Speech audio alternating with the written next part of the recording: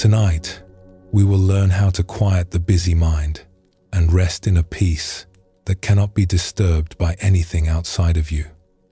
These are not new ideas.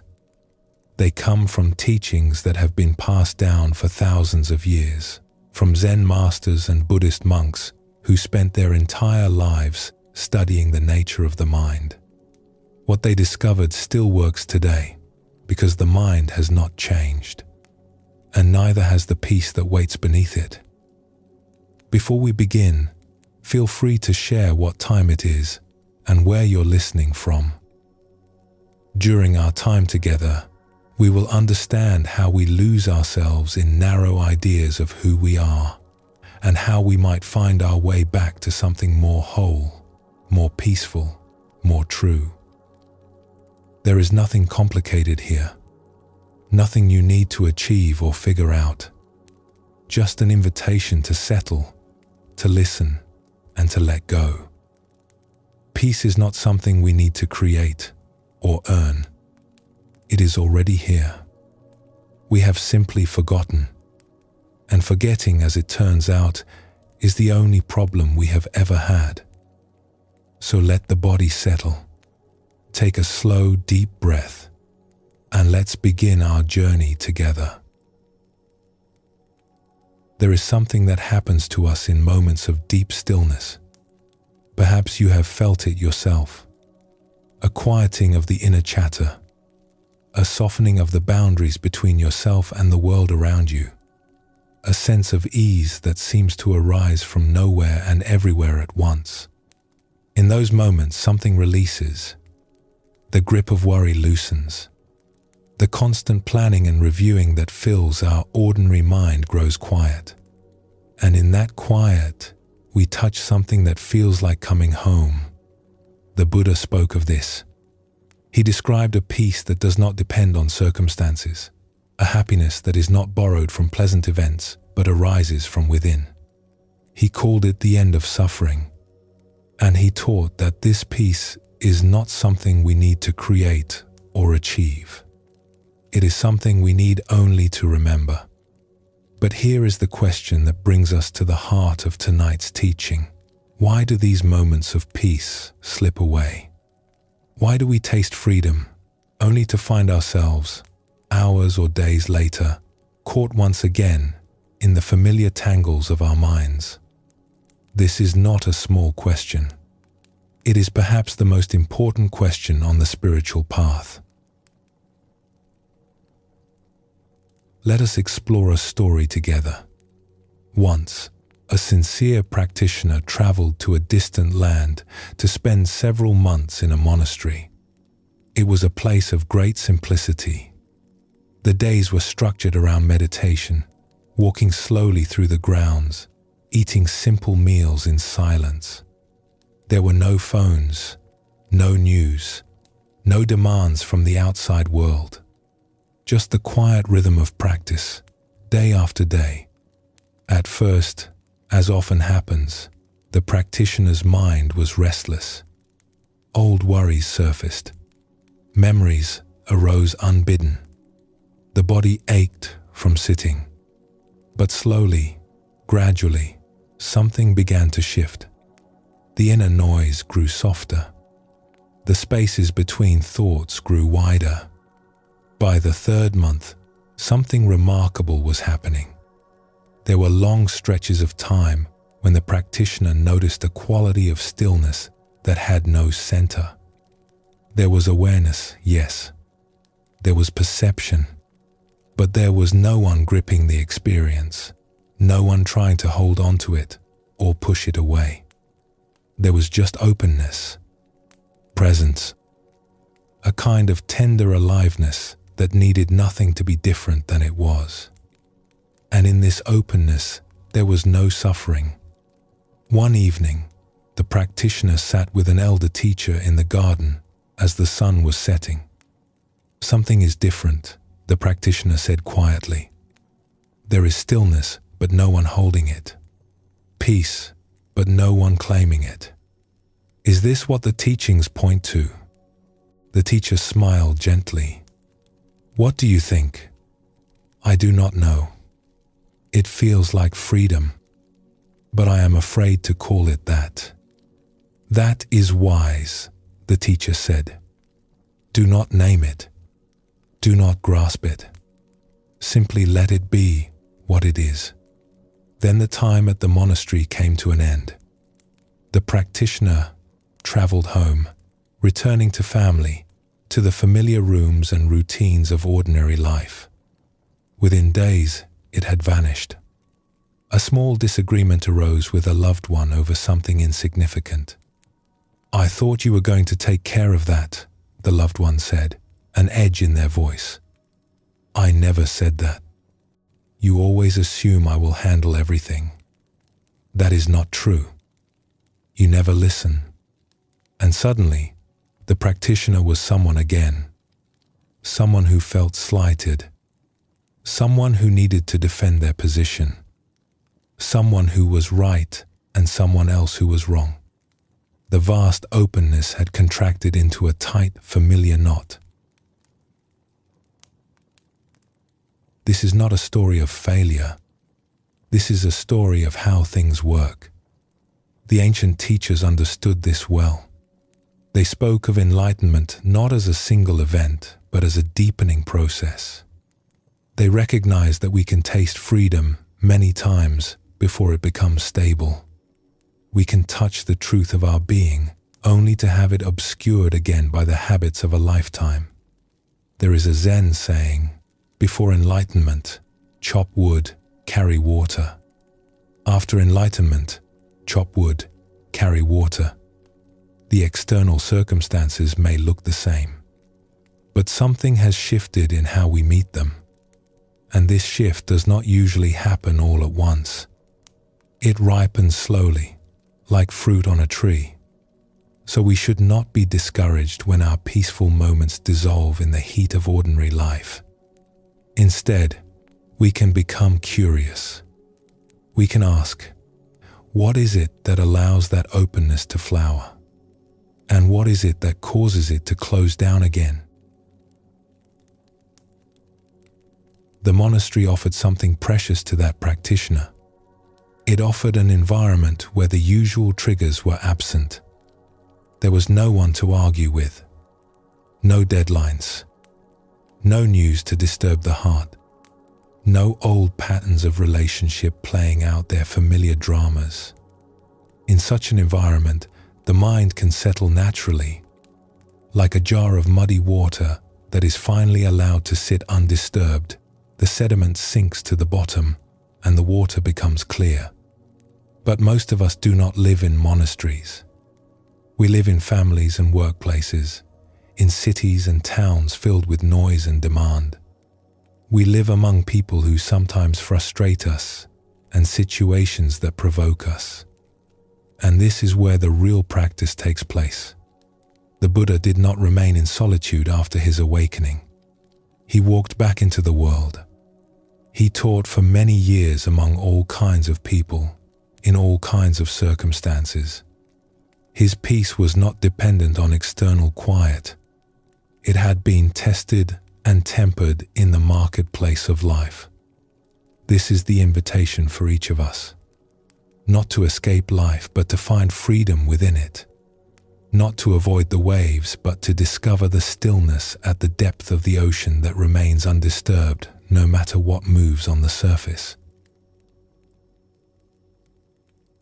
Many people report a particular kind of experience after a period of meditation or retreat. Perhaps you have felt this yourself. There is a sitting, and it is deeper than usual.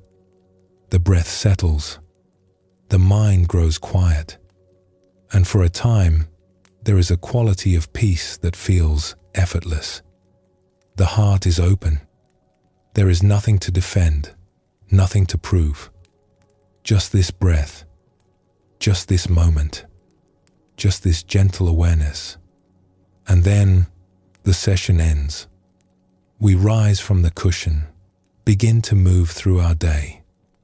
And before long, something happens. A conversation, a memory, a piece of news. and the peace evaporates like morning mist. This is such a common experience that teachers have been addressing it for thousands of years. The Buddha's early disciples asked about it. Zen students have asked about it. Practitioners in every tradition have wondered, why can I not hold on to this? The answer lies in understanding what allows the peace to arise in the first place. In those deep moments of stillness, something has temporarily released. The constant sense of being someone, the feeling of a separate self at the center of experience, has softened. There is still awareness. There is still perception. But the tight grip of me and mine has loosened. This is the key. The peace we touch in deep stillness is not caused by pleasant circumstances. It is revealed when the contractions of self-concern temporarily relax. And those contractions return, as they do for most of us, the moment our habitual patterns are triggered. Someone says something that feels threatening. A worry about the future arises. An old wound is touched. And immediately, the sense of a separate self solidifies again. Here I am. This is happening to me. I need to protect myself. The openness closes. The peace is forgotten. The Buddha had a simple and profound teaching about this. He said that our suffering arises from a fundamental misunderstanding about who we are. We take ourselves to be limited, separate beings, and we spend our lives defending and promoting this limited self. We grasp at what we think will make it happy. We push away what we think will threaten it. And in this constant grasping and pushing, we create the very suffering we are trying to escape. But who is this self we are defending? When we look closely, we find something surprising. We find that this solid sense of self is not as solid as it seems. It is more like a process than a thing. A constant activity of constructing and maintaining an identity through thoughts, feelings, memories, and stories. And when that activity pauses, even for a moment, we taste freedom. This is what happened to the practitioner in the monastery. The usual activities of self-construction were not being triggered. There was space for the process to settle. And in that settling, the natural peace that is always present could finally be felt. Let us take this teaching a little deeper. The Zen master Huang Po once said, "The foolish reject what they see, not what they think. The wise reject what they think, not what they see." What does this mean? Most of us are so caught up in our thoughts about experience that we miss the experience itself. We see a sunset, but immediately our mind is commenting on it, comparing it to other sunsets, planning to take a photograph, wondering what we should have for dinner. The direct experience of the sunset, the simple seeing of colors and light, is obscured by all this mental activity. The same is true of our inner experience.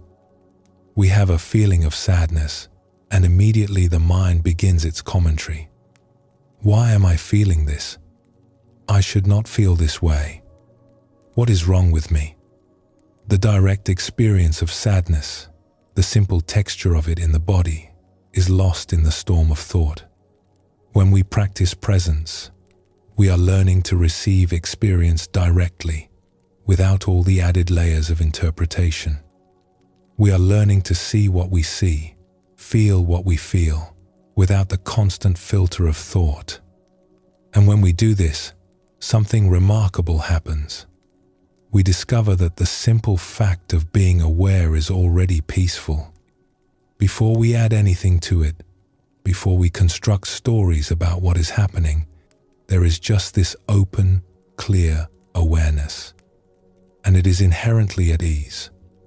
This is what the Tibetan teaching is pointing to when it speaks of the essence of mind. It is not referring to the content of the mind, the thoughts and feelings and memories that pass through. It is pointing to the awareness itself, the knowing quality that is present in all experience. That awareness is our true nature, and it is always at peace. But if our true nature is always at peace, why do we suffer? This brings us to the central insight of tonight's teaching. We suffer because we forget. We become so absorbed in the content of experience, so identified with the thoughts and feelings and stories that move through awareness, that we lose touch with the awareness itself. We become like someone watching a movie who has forgotten they are sitting in a theater. The movie seems to be the whole of reality. This forgetting is not a one-time event. It happens again and again, moment by moment, throughout our lives. A thought arises, and we become the thinker. An emotion surfaces, and we become the one who is angry or afraid or sad. A story begins to spin, and we become the protagonist in that story. Each time this happens, we leave home. We step out of the vast, peaceful awareness that is our true nature, and we squeeze ourselves into a narrow identity. And then, eventually, something reminds us. Perhaps a moment of unexpected beauty. Perhaps the exhaustion of our own mental struggling. Perhaps the words of a wise teaching or the bell that ends a meditation session. And we remember, oh yes, I was lost in thought. I had forgotten. That moment of remembering is precious. It is the beginning of the path back home. There is a story told of an ancient teacher who was asked by a student, "What is the essence of your teaching?" The student had traveled far to ask this question. He knelt before the teacher with great earnestness. "Master, I have studied many texts. I have practiced many methods, but I feel no closer to the truth. Please, tell me simply, what is the essence of your teaching?" The teacher looked at him with kind eyes and replied with one word, "Attention." The student waited for more. Surely there must be an explanation, a method, a path to follow. But the teacher remained silent. "Forgive me, Master," the student said. "I do not understand. Please, explain further." The teacher nodded slowly. "Attention, attention, attention." The student felt frustration rising in his chest. But what does attention mean? How do I practice it? What should I attend to? The teacher smiled. "You are attending right now. To your frustration, to your wanting, to your thoughts about what should be happening. This is attention. But it is attention caught in the net of self. When attention is free, it simply rests in what is. No grasping, no pushing away. Just this. And that is enough." The student asked. "That is everything," the teacher replied. This simple exchange points to something profound. The whole of the spiritual path can be understood as a deepening of attention. Learning to notice when we have wandered. Learning to recognize when we have forgotten. Learning to gently, again and again, bring ourselves back to what is actually happening, here and now. This is not a heroic achievement. It is a humble practice. It requires no special talent, no particular belief. Only the willingness to begin again each time we notice that we have drifted away. The practitioner who returned from the monastery was not back at square one. Something had been learned in those months of practice. The taste of freedom had been real. And even though it faded, the memory of it remained. This is how the path unfolds for most of us. We touch peace. We lose it. We touch it again. We lose it again. But each time, something subtle is shifting. We are becoming more familiar with the terrain. We are learning to recognize the signs of forgetting more quickly. We are developing a kind of inner compass that points us back toward home. The Buddha spoke of this process with great compassion. He knew that awakening does not usually happen in a flash. He compared it to the ocean floor, which slopes gradually, without sudden drops. The practice deepens slowly, imperceptibly, over time. And he offered encouragement to those who felt they were making no progress. He said that just as a carpenter cannot see the wear on the handle of their tool from day to day, but over time the wear becomes evident, so too the practitioner may not see their own progress from day to day. But the practice is working. The transformation is happening beneath the surface of awareness. Let us rest here for a moment. If you are lying down, feel the support beneath you. If you are sitting, feel your weight settling downward. If you are walking or moving, feel your feet connecting with the earth. There is nothing you need to do right now. Nothing you need to fix or figure out. Just this moment. Just this breath. Notice that you are aware. Without any effort, awareness is here. It is receiving these words. It is feeling the sensations of your body. It is present to whatever sounds may be arising in your environment. This awareness is not something you have to create. It is already here. It has always been here. Can you sense, even slightly, the peace that is native to this awareness? Before any thought is added, before any story begins to spin, there is just this open, clear presence. This is what the ancient teachers called your radiant true nature. You may not feel it strongly right now. That is perfectly fine. The sense of it comes and goes, especially at the beginning. But it is always here, whether we feel it or not. Like the sun behind the clouds, it does not cease to exist just because it is temporarily obscured. There is a practice that can help us deepen our familiarity with this awareness. It is very simple. Throughout your day, pause from time to time and ask yourself, am I aware? Do not answer with a thought. Simply notice that awareness is present. That noticing is itself the answer. In that moment of noticing, there is a gap in the stream of thought. A small space opens, and in that space, you may catch a glimpse of the peace that is always here. This is not a dramatic practice. It will not produce fireworks or visions, but over time, it begins to shift something fundamental. We become more familiar with the flavor of presence. We learn to recognize it more easily. And we start to notice more quickly when we have wandered away. The Zen tradition calls this remembering the one who hears. In the midst of all the sounds of life, who is it that hears them? In the midst of all the thoughts and feelings, who is it that knows them? That knowing awareness is what we are learning to recognize. It is what we are learning to trust. It is the home we are learning to return to. The practitioner from our story continued to practice after returning from the monastery. The daily sessions were shorter, the environment was noisier, the triggers were plentiful. But something had changed. Now there was a reference point, a memory of what was possible, a taste of freedom that called out to be revisited.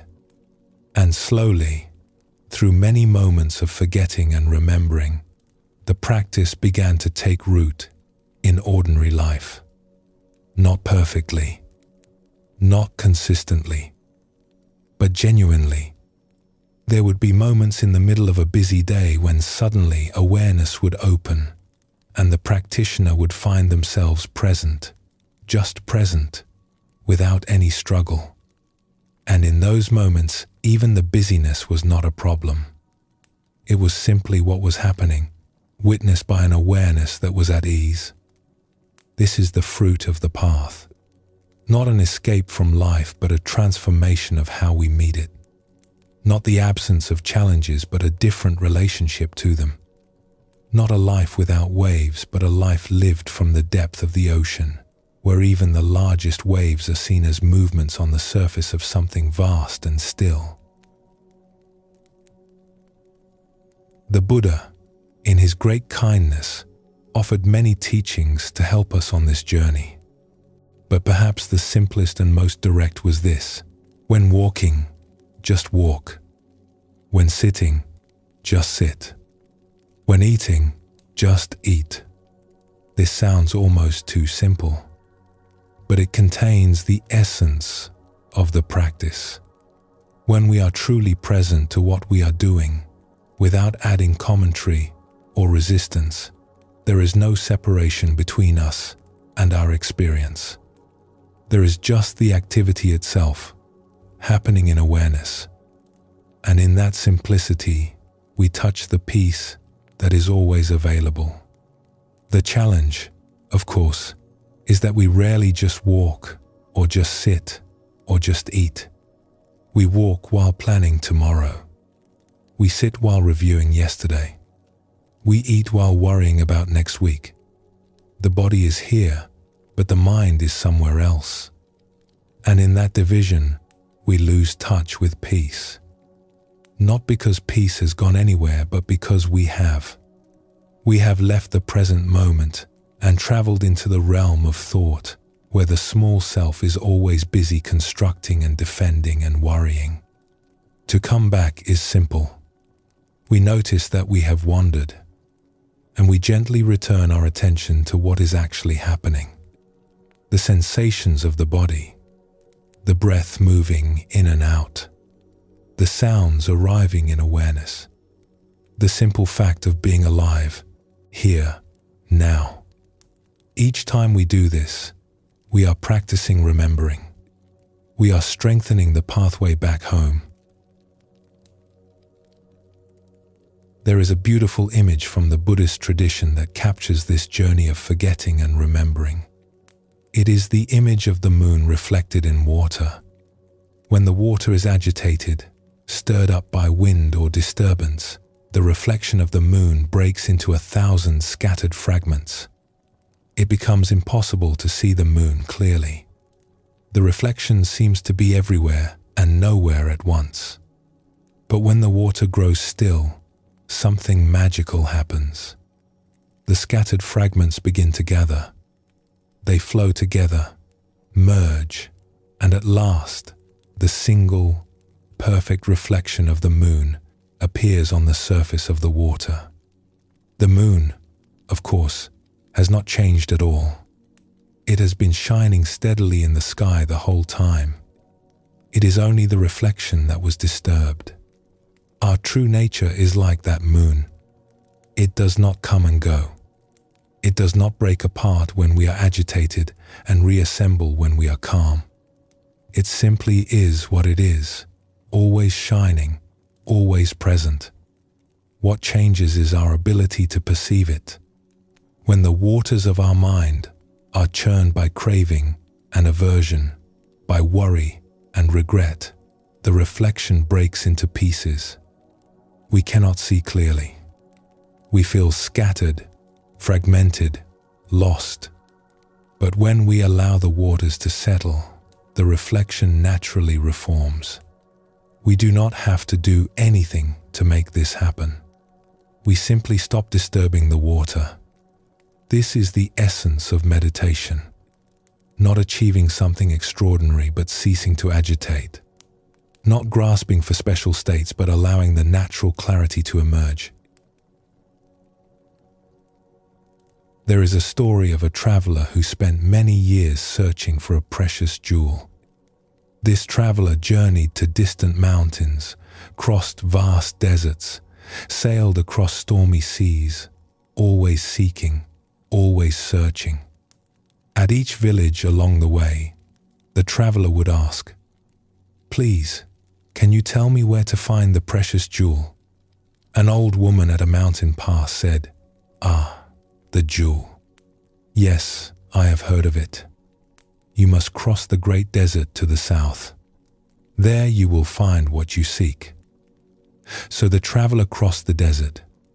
At an oasis, a merchant said, "The jewel? It lies beyond the western sea. Many have sought it there." So the traveler sailed the western sea. On a distant shore, a fisherman said, "The precious jewel is in the eastern mountains. That is where the wise ones say it rests." And so it went, year after year, mountain after mountain, sea after sea. Finally, old and weary, the traveler sat down at the side of a quiet road. A young child happened to pass by. "Why do you look so sad?" The child asked. "I have searched my whole life for a precious jewel," the traveler said. "I have gone everywhere, asked everyone, and still I have not found it. Perhaps it does not exist." The child tilted their head curiously. "What does it look like, this jewel?" "I do not know," the traveler admitted. "I was told I would recognize it when I found it." The child sat down beside the traveler. "My grandmother says that the most precious things are often very close. She says we overlook them because we are looking too far away." The traveler smiled sadly at the child's innocence, but something in the words stirred a memory. The traveler looked down and noticed, for the first time, a small lump in the hem of their robe. With trembling fingers, the traveler opened the stitching. There, sewn into the fabric since the very beginning of the journey, was the precious jewel. It had been there all along. This story points to the same truth. What we are seeking, we already have. What we are longing for, we already are. The peace we chase across the world, through books and teachers and practices, is sewn into the very fabric of our being. We have simply forgotten where to look. The great teacher Padmasambhava once said, "Though my view is as vast as the sky, my attention to the law of cause and effect is as fine as a grain of flour." This teaching reminds us that awakening is not an escape from the details of life. We do not touch our true nature by floating away into abstraction. We touch it in the midst of the ordinary, the particular, the immediate. When we wash dishes, we wash dishes. When we speak with a friend, we speak with a friend. When we feel sadness, we feel sadness. Nothing is excluded. Nothing is rejected. Everything becomes an opportunity to practice presence. And gradually, through this humble attention to the ordinary moments of life, something vast opens. We discover that the sky was never separate from the ground, that the ocean was never separate from the waves, that our radiant true nature was never separate from this very moment, exactly as it is. As we come to the end of this first teaching, let us take a moment to gather what we have explored. We have seen that moments of peace and openness are natural to us.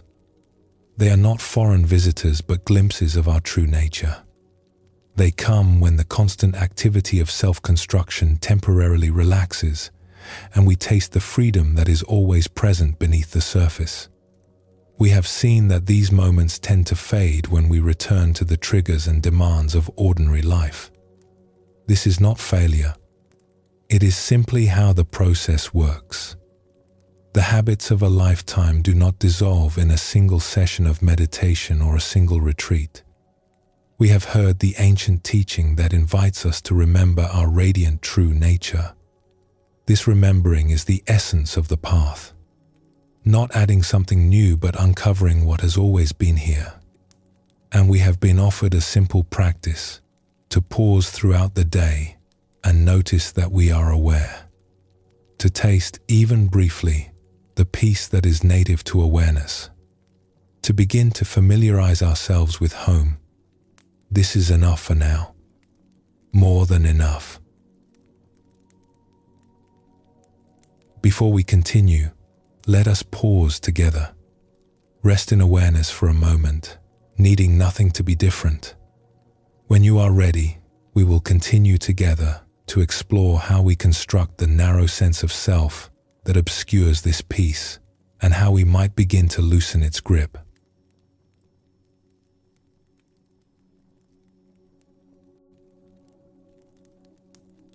We have tasted the truth that peace is not something we need to create. It is something we uncover when the agitation of the mind begins to settle. Like the moon reflected clearly in still water, our true nature reveals itself when we stop disturbing the surface. But what is it, exactly, that disturbs the water? What creates the agitation that obscures our natural peace? The ancient teachers pointed to a single source, our identification with a limited sense of who we are. We build a structure in the mind, a kind of house made of thoughts and feelings and memories, and we move into it. We furnish it with our beliefs. We decorate it with our preferences, and then we forget that we built it. We mistake the house for the whole of reality. This is what the Buddha meant when he spoke of ignorance as the root of suffering. Not stupidity, but a kind of forgetting. We forget the vast sky and become fixated on a single cloud. We forget the ocean and become absorbed in a single wave. Tonight, we look more closely at this house we have built. We examine its walls, its rooms, its foundations. Not to judge ourselves for living in it, but to understand how it was constructed. For in that understanding lies the beginning of freedom. There is wisdom in the origins of words. The word identify comes from ancient roots. One root means same. Another means to make.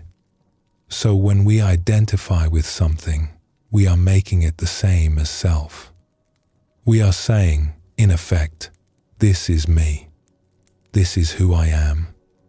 We do this so naturally, so constantly, that we rarely notice it happening. A thought arises, and we become the thinker.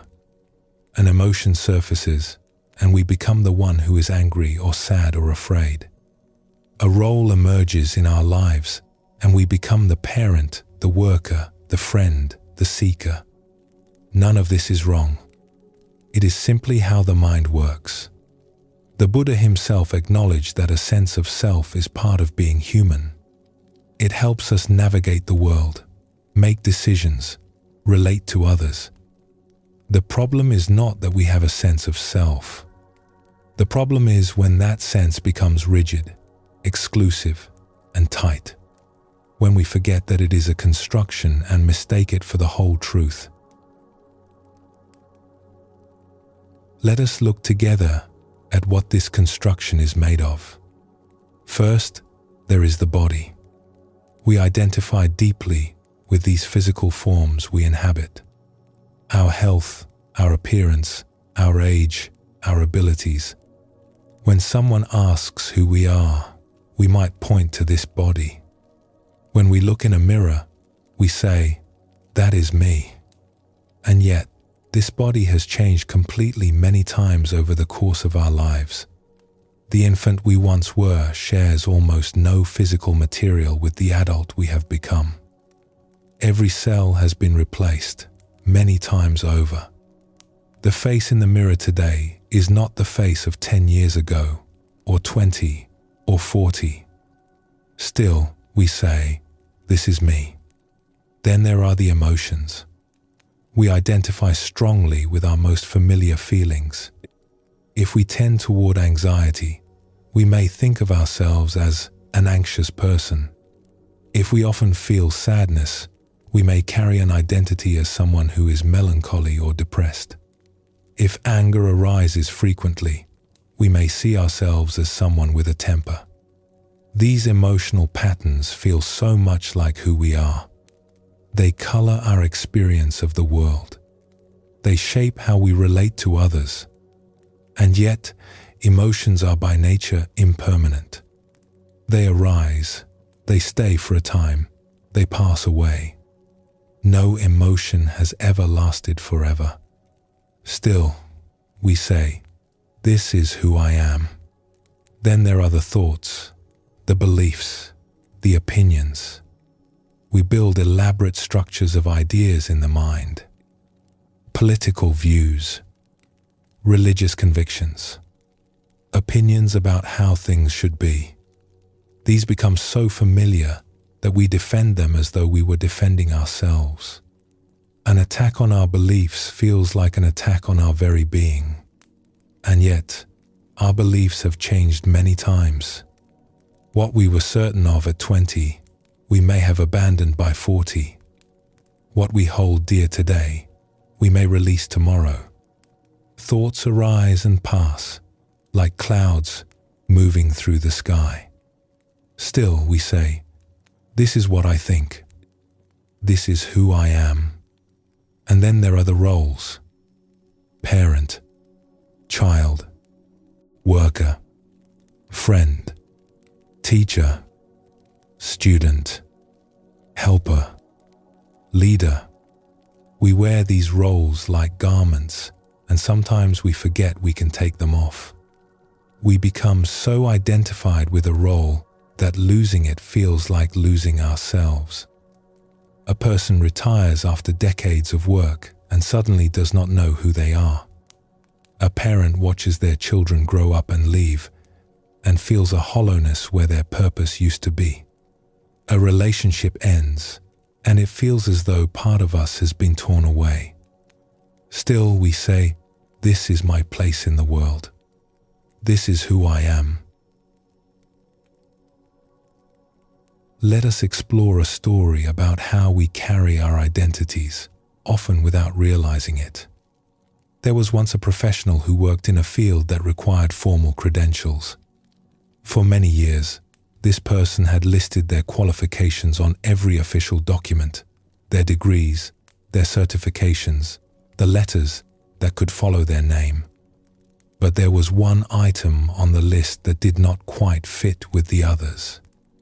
Tucked among the impressive qualifications was a small credential from childhood, a membership in a group for young people, a badge of belonging from many decades past. For years, this appeared on formal documents sent to important institutions. No one ever questioned it. No one ever asked what it meant. Then one day, a colleague looked at the list and said, "I recognize most of these, but what is this one?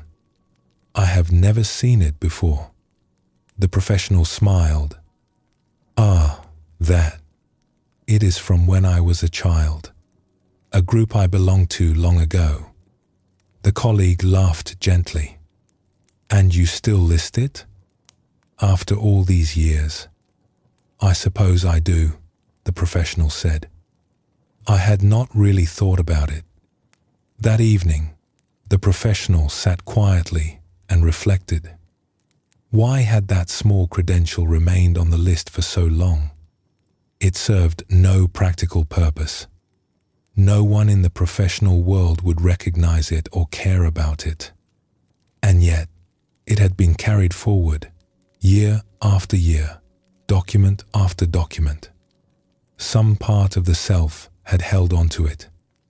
Some thread of identity was woven into that simple membership from childhood. This is how we are. We carry pieces of identity that we have long forgotten we are carrying. They become part of the wallpaper of self, so familiar that we no longer see them. And some of these pieces are harmless, even endearing. A childhood memory, a sentimental attachment, a small eccentricity. But some of the pieces we carry cause us great suffering, and these are worth examining more closely. The Buddha taught that suffering arises when we cling to things that are impermanent, and the sense of self, he observed, is perhaps the thing we cling to most tightly of all. We cling to our bodies, and they age and change and eventually fail us. We cling to our emotions, and they shift and transform beyond our control. We cling to our beliefs, and life challenges them and sometimes shatters them. We cling to our roles, and circumstances change and the roles dissolve. In all of this clinging, there is a kind of constant anxiety, a subtle or not so subtle sense that what we are holding on to might slip away, that who we think we are might be threatened or diminished or lost. This is the suffering of identification, not the natural arising of a sense of self, but the tight grip with which we hold it, the fear with which we defend it, the rigidity that prevents us from flowing with the changes of life. A Zen teacher once said, "The problem is not that you have a self. The problem is that you have made it into a prison." So how does this prison get built? How do we come to identify so tightly with things that are not the whole of who we are? The teachers speak of something we might call disconnection. When we feel separated from life, from others, from our own depths, something in us begins to grasp. We reach for anchors. We look for solid ground. And we build a self out of whatever materials are available. For some, this disconnection begins early. A child who does not feel fully seen or understood begins to construct a self that might earn love. A young person who feels they do not belong begins to build an identity around being different, or being exceptional, or being invisible. The construction is not deliberate. It is the natural response of a mind that is trying to find safety. For others, the disconnection comes later. A loss, a failure, a shattering of what we thought was certain. And in the aftermath, we scramble to reassemble a sense of who we are. There is an old teaching that says we are like waves that have forgotten we are the ocean. Each wave feels separate, individual, alone. Each wave rises and fears falling. Each wave looks at other waves and sees strangers, competitors, threats. But the wave is never separate from the ocean. It cannot be. It is made of ocean. It rises from ocean. It returns to ocean. The separation is an illusion, a trick of perspective. When we remember our connection to the whole, the grip of the small self naturally loosens. We do not have to fight it or destroy it. We simply see it in context. Yes, there is a wave, and the wave is an expression of the ocean. Both are true. Let us explore another story. There was a young person who grew up feeling different from those around them. While others seemed to move easily through the world, this young person felt awkward, uncertain, out of place. Why can I not be like everyone else? They asked their grandmother one evening. The grandmother was quiet for a moment. Then she said, "Come, let us take a walk." They walked together to a garden where many flowers were growing. The grandmother pointed to the flowers. "Look," she said, "do you see how different they all are? Some are tall, some are short. Some are bright, some are pale. Some bloom in the morning, some in the evening. Do you think the rose is troubled because it is not a lily? No, the young person said. But flowers are different from people. Are they? The grandmother asked. Each flower grows from the same earth. Each is fed by the same rain, warmed by the same sun. They are all different expressions of the same life. And so are you. So are all of us. But I feel so separate, the young person said. I feel like I do not belong. The grandmother took their hand. That feeling of not belonging is very painful. I know it well. But listen to me. The feeling is real, but what it tells you is not true. You belong to life itself. You are life, expressing itself in your own unique way. No one else can be what you are. And what you are is needed. The young person did not fully understand these words, but something in them planted a seed that would grow slowly over many years, a seed of remembering. There is a teaching attributed to the Buddha that goes, "You yourself, as much as anybody in the entire universe, deserve your love and affection." This is not a teaching about ego or pride. It is a teaching about belonging. When we truly understand that we are expressions of the same life that moves through all beings, we naturally extend to ourselves the same compassion we would offer to others. But when we are caught in the prison of a limited identity, this is very difficult. We compare ourselves to others and find ourselves lacking. We measure ourselves against standards and fall short. We carry judgments about who we are and who we should be, and the weight of these judgments is exhausting.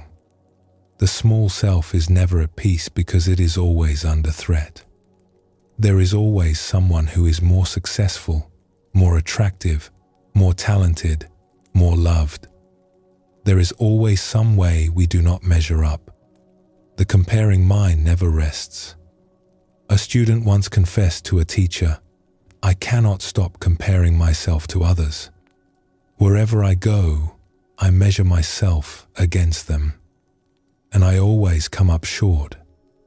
The teacher nodded with understanding. This is very common. The comparing mind is always hungry, never satisfied.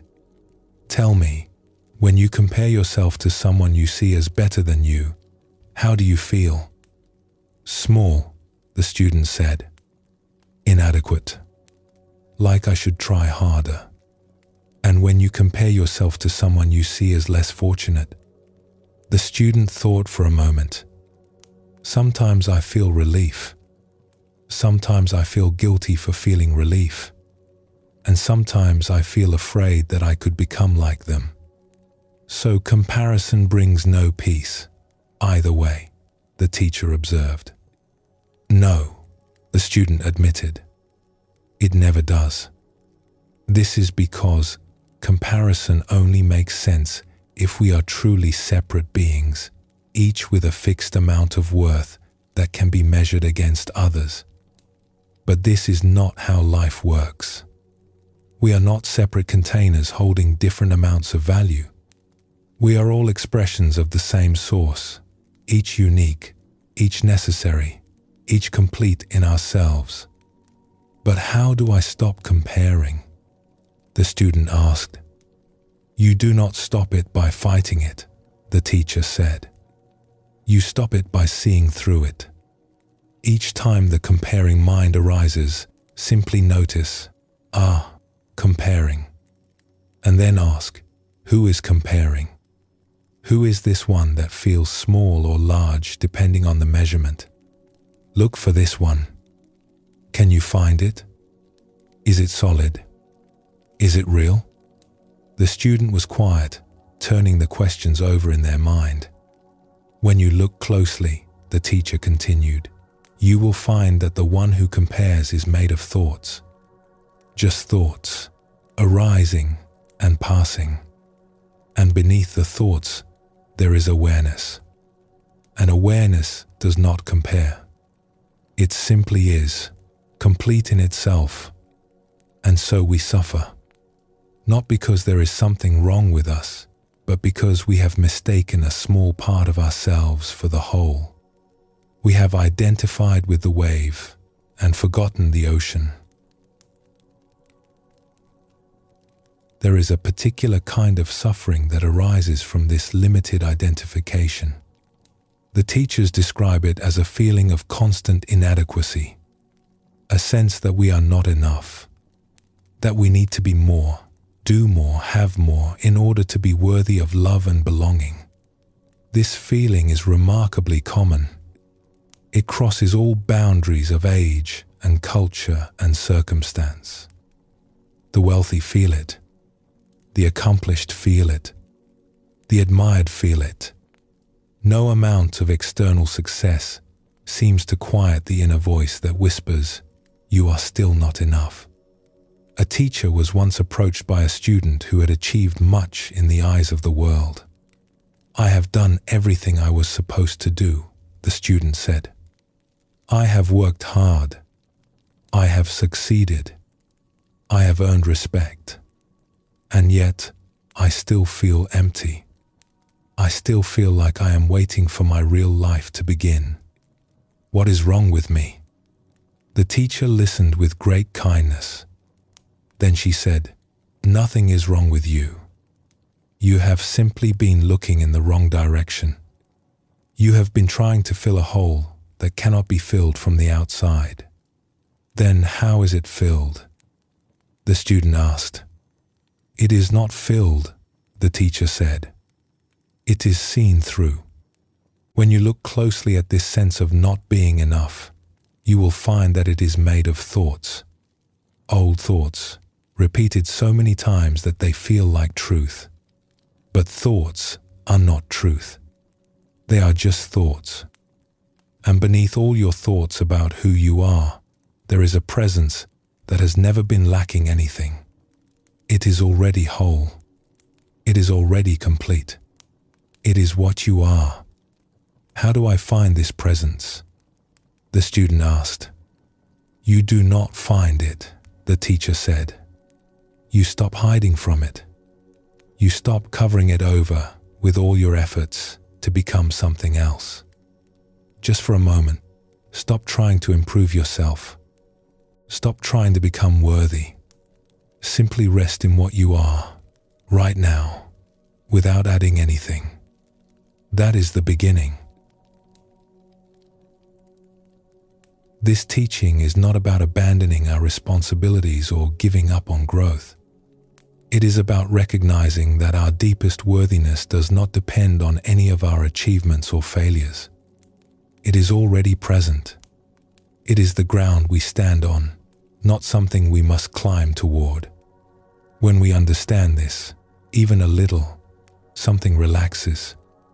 We can still work. We can still grow. We can still play our roles in the world. But we do so from a different place. Not from the desperate striving of a self that feels insufficient, but from the natural expression of a being that is already whole. The Zen masters spoke of this as effortless effort. Not the effort of forcing or straining, but the effort of a river flowing toward the sea. The river does not struggle to reach the ocean. It simply follows its nature. And in following its nature, it arrives where it was always going. As we have seen, we build our sense of identity from many materials: body, emotions, thoughts, roles, beliefs. And we hold this identity together with something else, something that runs through all the other pieces like thread through beads. We hold it together with a story. We are always telling ourselves a story about who we are. This story includes our past, our present, and our imagined future. It includes our victories and our defeats, our hopes and our fears.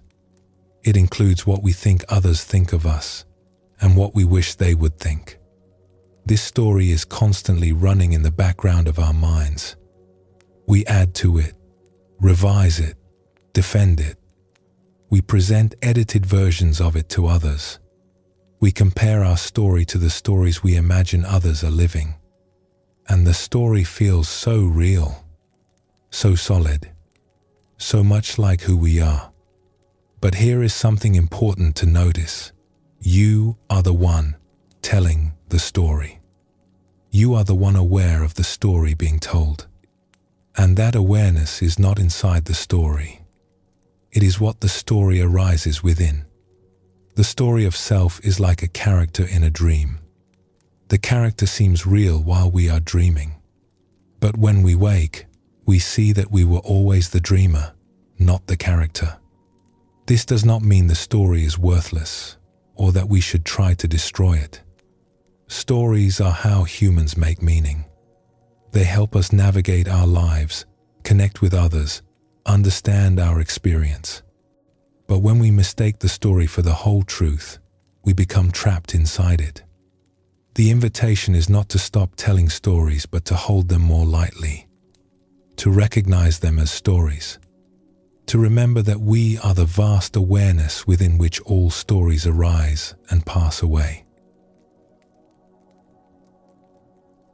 The Buddha offered a teaching that can help us with this. He taught that all conditioned things are impermanent. Everything that has come together will eventually come apart. Everything that has arisen will eventually pass away. This is not a grim teaching. It is a liberating one. Because if everything is impermanent, then our suffering is impermanent. Our confusion is impermanent. The tight grip of our limited identity is impermanent. And beneath all the impermanent things, what remains? Awareness remains. The knowing presence that witnesses all the arising and passing away. This awareness is not a thing that can be grasped or lost. It is what we are at the deepest level. When we rest in this awareness, even briefly, the whole structure of self is seen in a new light. We see that we have been building and rebuilding this structure our whole lives. We see how much energy goes into maintaining it. And we see that it is not as solid as it seemed. This seeing is not a destruction. It is a relaxation. The walls of the prison become transparent. We are still here, still living our lives, still playing our roles. But we are no longer confined. We are no longer convinced that the prison is all there is. There is another story worth exploring here, about how tightly we can hold our identities, and how freedom comes when we least expect it. An accomplished scholar had spent a lifetime building a reputation. Every achievement was carefully recorded. Every honor was proudly displayed. The scholar's identity was woven entirely from accomplishments, from being recognized as someone important. One day, a fire swept through the village where the scholar lived. The building that held all the records, all the certificates, all the evidence of a life of achievement was destroyed. The scholar stood in the ashes, weeping. A simple monk happened to pass by. He saw the scholar's grief and stopped. "What has happened, friend?" the monk asked. "Everything is gone," the scholar said.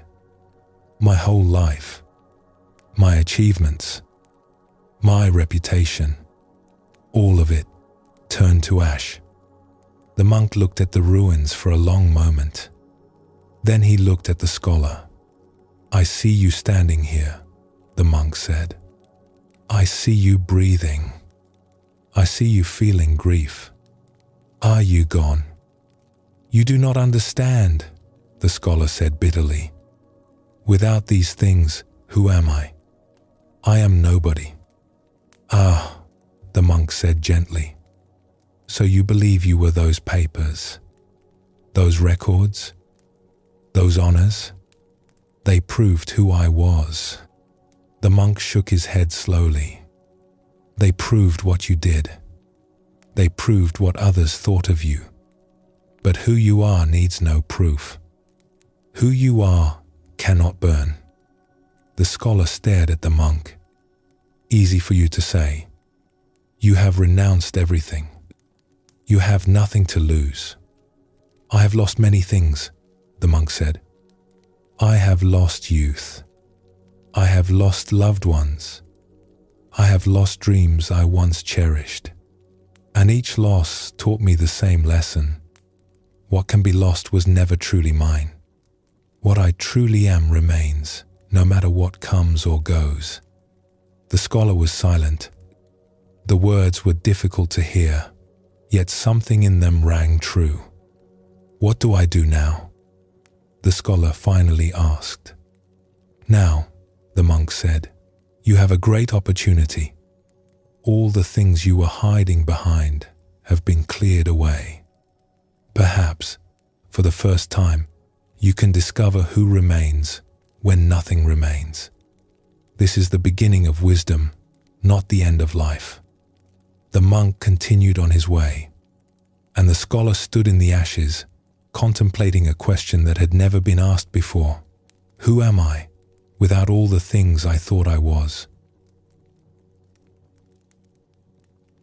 This question is one we rarely ask when life is comfortable. We are too busy maintaining our identities, polishing our stories, comparing ourselves to others. But when life strips away our familiar anchors, when loss or change removes what we thought we depended on, the question arises naturally. Who am I, really? The great teachers did not offer a quick answer to this question. They knew that any answer would simply become another layer of identity, another wall in the prison. Instead, they encouraged their students to sit with the question, to let it work on them, to allow it to dissolve the false certainties rather than replace them with new ones. A master was once asked by a student, "Who was I before I was born?" The master replied, "Ask the question, but do not expect an answer. The asking is more valuable than any answer could be." "But I want to know," the student insisted. "The one who wants to know is part of the question," the master said. When you truly investigate who is asking, something opens that no words can describe. Be patient. Stay with the question. Let it do its work. There is a beautiful quality that begins to emerge when we hold our identities more lightly. The teachers call it spaciousness. When we are tightly identified with who we think we are, there is a constriction. Everything feels personal. Every event is either a threat or an opportunity for this self we are maintaining. We are constantly on guard, constantly managing, constantly efforting. But when the identification begins to soften, space appears. Things that once felt like emergencies now feel like passing weather. People who once seemed threatening now seem like fellow travelers, doing their best with their own burdens. Life itself, which once felt like a problem to be solved, begins to feel like a mystery to be lived. This spaciousness is not indifference. We still care. We may even care more deeply than before, because we are no longer so defended, so armored against life. But the caring comes from a different place. It comes from connection rather than separation. It comes from love rather than fear. The Buddha spoke of this as the difference between a clenched fist and an open hand. A clenched fist can hold on to a few small things very tightly. An open hand can receive everything that life offers and can also let it go when the time comes. We have explored how we build our sense of self from many materials and how this building can become a prison when we hold it too tightly. We have seen that the invitation is not to destroy the self, but to recognize it as a construction, to hold it more lightly, and to remember the vast awareness within which it arises. This is gentle work. It is not a battle against the ego. It is a gradual softening, a patient inquiry, a willingness to question what we have always assumed. And it begins simply with noticing. Noticing when we feel defended. Noticing when we feel threatened. Noticing when we are comparing ourselves to others. Noticing when we are telling ourselves the old, familiar story of who we are and what we lack. Each moment of noticing is a moment of freedom, not because the patterns immediately dissolve, but because we have stepped back just slightly from being completely lost in them. We have remembered, even for an instant, that we are the awareness watching the patterns, not the patterns themselves. Let us rest here for a moment. Feel the body breathing. Notice the simple fact of being aware. There is nothing you need to figure out right now. Nothing you need to become. And when you are ready, we will continue together.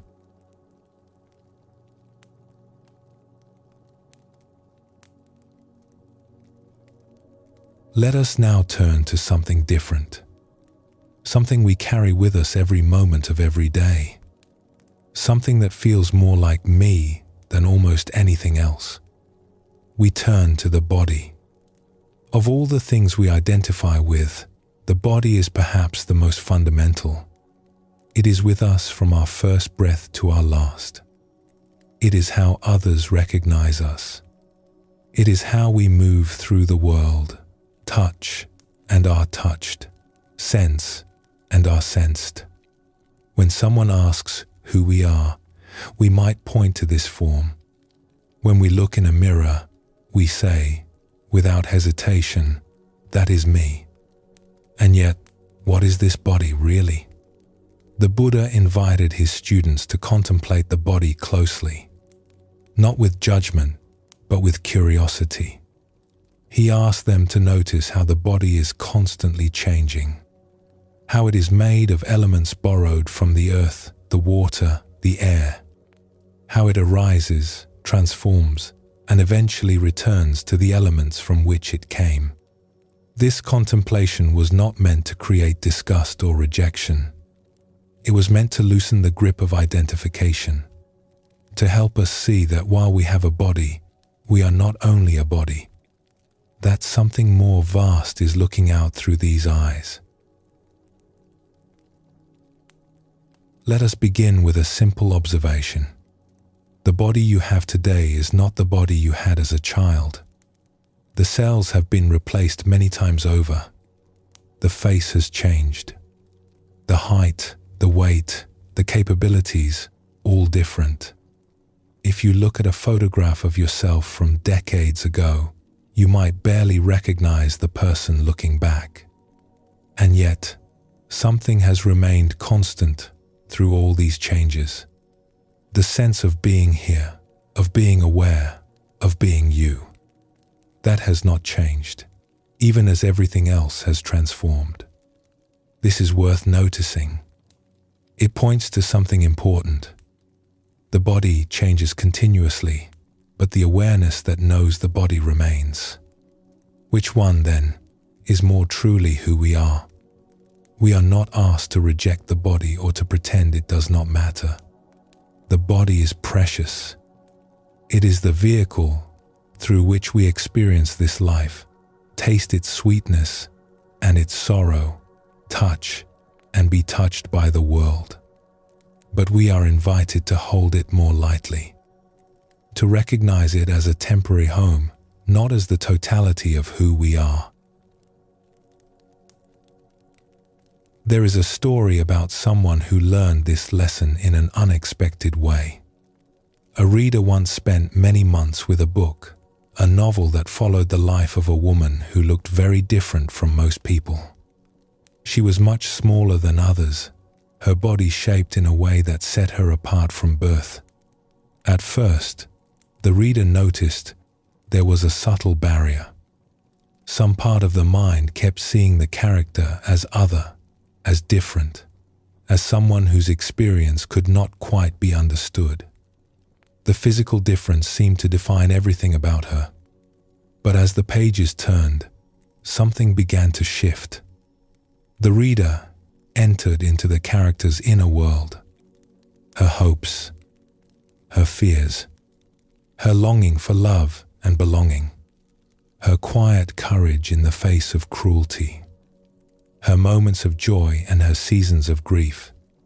And slowly, the physical difference faded from awareness.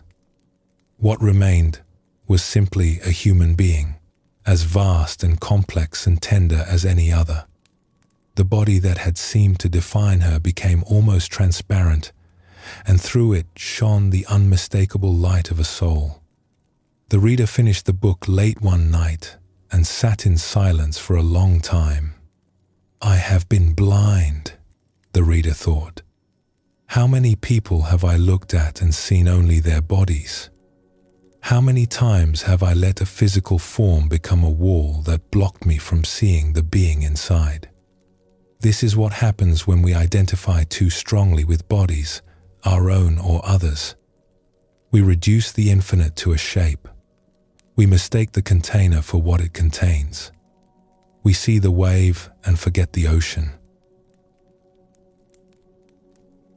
The way we see our own bodies is shaped, more than we might realize, by the voices around us. From the time we are young, we receive messages about what bodies should look like. What is beautiful? What is acceptable? What is desirable? These messages come from family, from friends, from the images that surround us everywhere we look. And most of these messages are impossible to live up to. They describe ideals that exist nowhere in nature. They set standards that guarantee failure, that ensure we will always find ourselves lacking. A young person looks in the mirror and thinks, "I am too this. I am not enough that." And a conclusion forms, not just about the body, but about the self. Something is wrong with me. I am not acceptable as I am. This is a quiet tragedy that unfolds in countless hearts, often invisibly. The war with one's own body, the endless measuring and comparing, the shame that settles in and makes itself at home. The Buddha would have recognized this suffering. He taught that we create prisons for ourselves through our attachments and aversions. And perhaps no attachment is more painful than clinging to an image of how our body should be. No aversion more exhausting than the constant rejection of the body we actually have. Let us explore a story about someone who found freedom from this war. There was a dancer who had trained since childhood, whose entire identity was built around the body's ability to move with grace and precision. For decades, the dancer lived inside this identity, earning recognition and admiration, feeling most alive when performing. Then an injury came. Not dramatic, but persistent. The kind that does not heal completely, that becomes a permanent companion. At first, the dancer fought against it. "This cannot be happening," the dancer said to a trusted friend. "Dancing is who I am. Without it, I am nothing." The friend listened quietly, then asked, "When you dance and you feel most alive, what is it that feels alive?" The dancer thought about this. "I do not understand the question. Is it your legs that feel joy? Is it your arms? Or is there something else? Something that uses the body to express itself, something that experiences the joy?" The dancer was silent for a long moment. "I never thought of it that way. There is something that experiences the dance. The body is how it expresses, but the body is not the experiencer. And that experiencer," the friend said gently, "is it injured? This question opened something in the dancer's mind. In the weeks that followed, a slow transformation began. The body could no longer move as it once had. But the dancer began to notice that the creativity, the sensitivity to beauty, the love of expression, none of these had been damaged. They were still present, still alive, still looking for ways to flow into the world. The dancer began to teach, to choreograph, to find new channels for the same life force that had always been present. The form had changed. What animated the form had not. Years later, the dancer reflected, "I thought the injury took everything from me. I was wrong. It took only what was never really mine, the temporary ability of this particular body. It left untouched what has always been here, what will continue in some form, long after this body is finished." There is a teaching that says, peace comes not from having what we want, but from wanting what we have. Applied to the body, this is a radical invitation. Not to stop caring for the body, not to abandon health or hygiene, but to stop the war. To lay down the weapons of judgment and comparison. To allow this body, exactly as it is in this moment, to simply be. This is not easy. The habits of criticism run deep. The voices of comparison are loud and persistent. But even a small movement in this direction brings relief. Even a moment of acceptance is a moment of peace. An elder once shared a reflection with a group of younger people who had gathered to learn. "When I was young," the elder said, "I spent so much energy wishing my body was different. I wanted to be taller. I wanted to be more graceful. I wanted to fit the images I saw around me. I wasted years in this struggle. What changed?" One of the young people asked. "Time," the elder said, smiling. "Time and attention. As I grew older, I began to notice that the body had its own wisdom. It had carried me through so much. It had healed from illness and injury. It had allowed me to embrace the people I love, to taste good food, to feel the sun on my face. I began to see it not as an enemy to be conquered, but as a companion on the journey. But what about when the body fails?" Another young person asked. "What about when it cannot do what it used to do?" The elder nodded slowly. This is the great teaching that age offers. The body will change. It will slow down. It will eventually stop altogether. And if our sense of who we are is completely wrapped up in the body, this is terrifying. But if we have begun to sense that we are something more than the body, something that the body expresses but does not exhaust, then the changes become less frightening. They become part of the natural unfolding, the autumn of a life that has had its spring and summer. Let us explore another story. There was a person who, in middle age, caught a glimpse of something startling in the mirror. For just a moment, it was not their own face looking back. It was the face of a parent. The same lines around the eyes. The same shape of the jaw. The same expression that had once seemed to belong to someone else entirely. The person stood very still, looking at this familiar stranger in the glass. When did this happen? They wondered. When did I become my mother? My father? And then a deeper question arose. If the face has changed so completely and will continue to change, who is it that looks out from behind these eyes? Who has been here all along, watching the face transform from child to youth, to adult to elder? This is not a morbid question. It is a liberating one. Because when we begin to sense the one who watches, the awareness that has been present through every change, we touch something that does not age, something that was never born and will never die. The great Zen master Dogen wrote, "To study the self is to forget the self. To forget the self is to be enlightened by all things." What does it mean to forget the self? It does not mean amnesia. It means releasing the tight grip on who we think we are. It means allowing the boundaries to soften so that we can be touched by life, enlightened by the 10,000 things that surround us.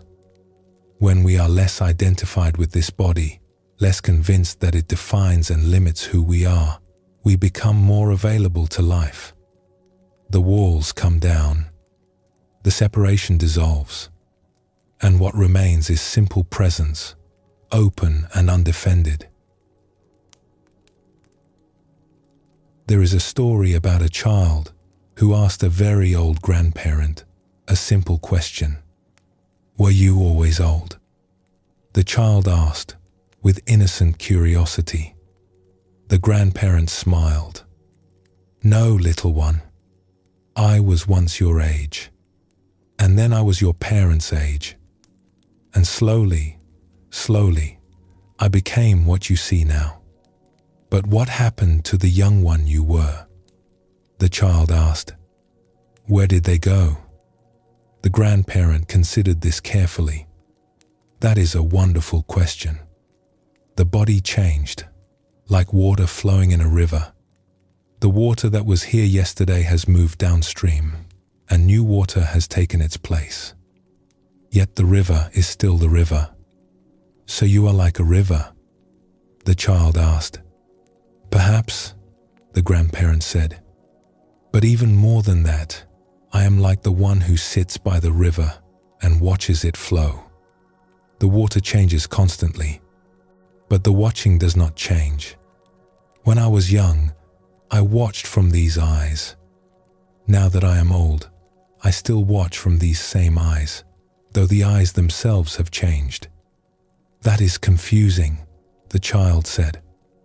"It is," the grandparent agreed, "and also very simple. Look at me. Do you see only an old body? Or do you see someone looking back at you?" The child looked carefully. "I see you," they said finally. "I see someone in there." "Yes," the grandparent said. "And that someone has always been here. That someone will always be here, even when this body is gone. That is the secret that age teaches, if we are willing to learn." There is a particular suffering that comes with aging in a culture that worships youth. The body begins to show the marks of time. A new line appears on the face. A movement that was once effortless now requires attention. The eyes need help to see what they once saw clearly. The hair changes color, or thins, or disappears. And something in us can feel this as an insult, as a betrayal, as though the body were failing to keep its promises. A practitioner once spoke of this to a teacher. "I find myself at war with aging," the practitioner said. "Every change feels like a loss. Every sign of time passing feels like something is being taken from me. I know this is not wise, but I cannot seem to stop." The teacher listened with compassion. "You are fighting a battle that cannot be won," she said gently. "Time will have its way with everybody. This is not punishment. It is simply how things are. But how do I make peace with it?" The practitioner asked. "How do I stop feeling like something is wrong?" "You begin by noticing that the one who is at war is not the body itself," the teacher said. "It is the mind, with its ideas about how things should be. The body is simply doing what bodies do. It is the mind that adds the story of wrongness, of loss, of insult. So I should just accept it." "Acceptance is not resignation," the teacher said. It is not giving up. It is simply seeing clearly.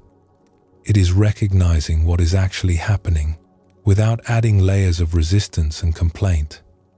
When you see clearly, without the war, you may discover that what you feared losing was never really yours to begin with, and what you truly are cannot be lost. There is wisdom that sometimes comes with the later seasons of life.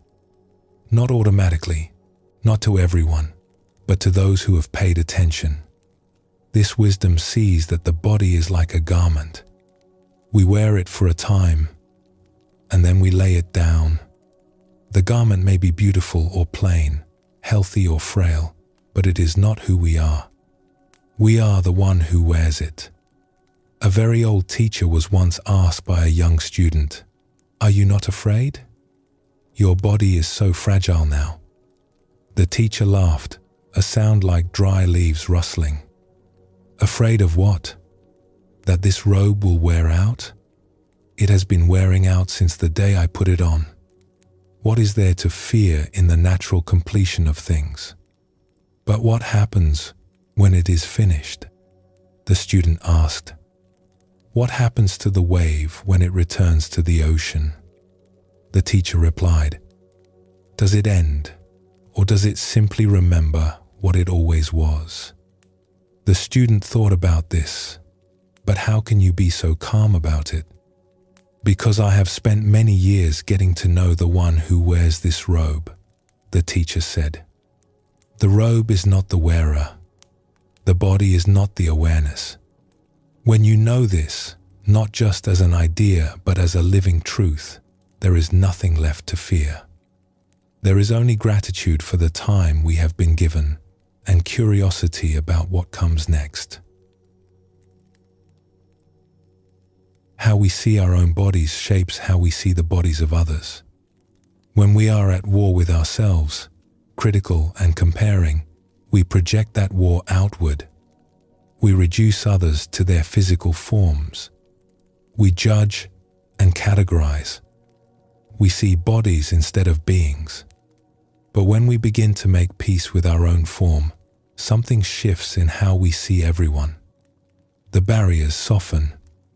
The labels lose their power. We begin to see the light shining through each unique form, the same light that shines through us. There was a caregiver who spent many years tending to those whose bodies were failing. The work was difficult, and at first, the caregiver found it hard to see past the illness, the frailty, the decline. But over time, something changed. I began to notice, the caregiver later reflected, that there was someone behind the eyes of each person I cared for. Someone whole. Someone vast. The body might be broken, but that presence was unbroken. And when I learned to look for it, to speak to it, everything changed. The work stopped being about managing bodies. It became about honoring souls. This is the gift that comes when we loosen our identification with physical form. We see more truly. We love more freely. We recognize the deep presence in each being we encounter. The messages we receive about bodies begin very early and run very deep. A child learns quickly what is considered attractive and what is not.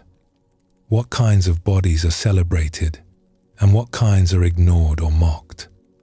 These lessons are rarely spoken directly. They seep in through images, through glances, through the 1,000 small cues that tell us where we stand in the invisible hierarchy of physical worth. By the time we are grown, these messages have become part of how we see. We do not even notice them anymore. They have become the water we swim in, invisible and everywhere. A teacher once gathered a group of students for a simple exercise. "Close your eyes," the teacher said, "and bring to mind someone you consider beautiful." The students sat quietly, each conjuring an image. "Now," the teacher continued, "notice what kind of body this person has. Notice what they look like. And ask yourself, where did I learn that this is beautiful? The room was very still. We think our ideas of beauty are natural, universal, obvious, the teacher said. But they are learned. They are cultural. They change from place to place and time to time. What one era considers beautiful, another may ignore. What one culture celebrates, another may reject. So beauty is not real? A student asked. Beauty is very real, the teacher said. But it is not limited to what we have been taught to see. When we look with fresh eyes, with eyes not conditioned by culture, we begin to see beauty everywhere.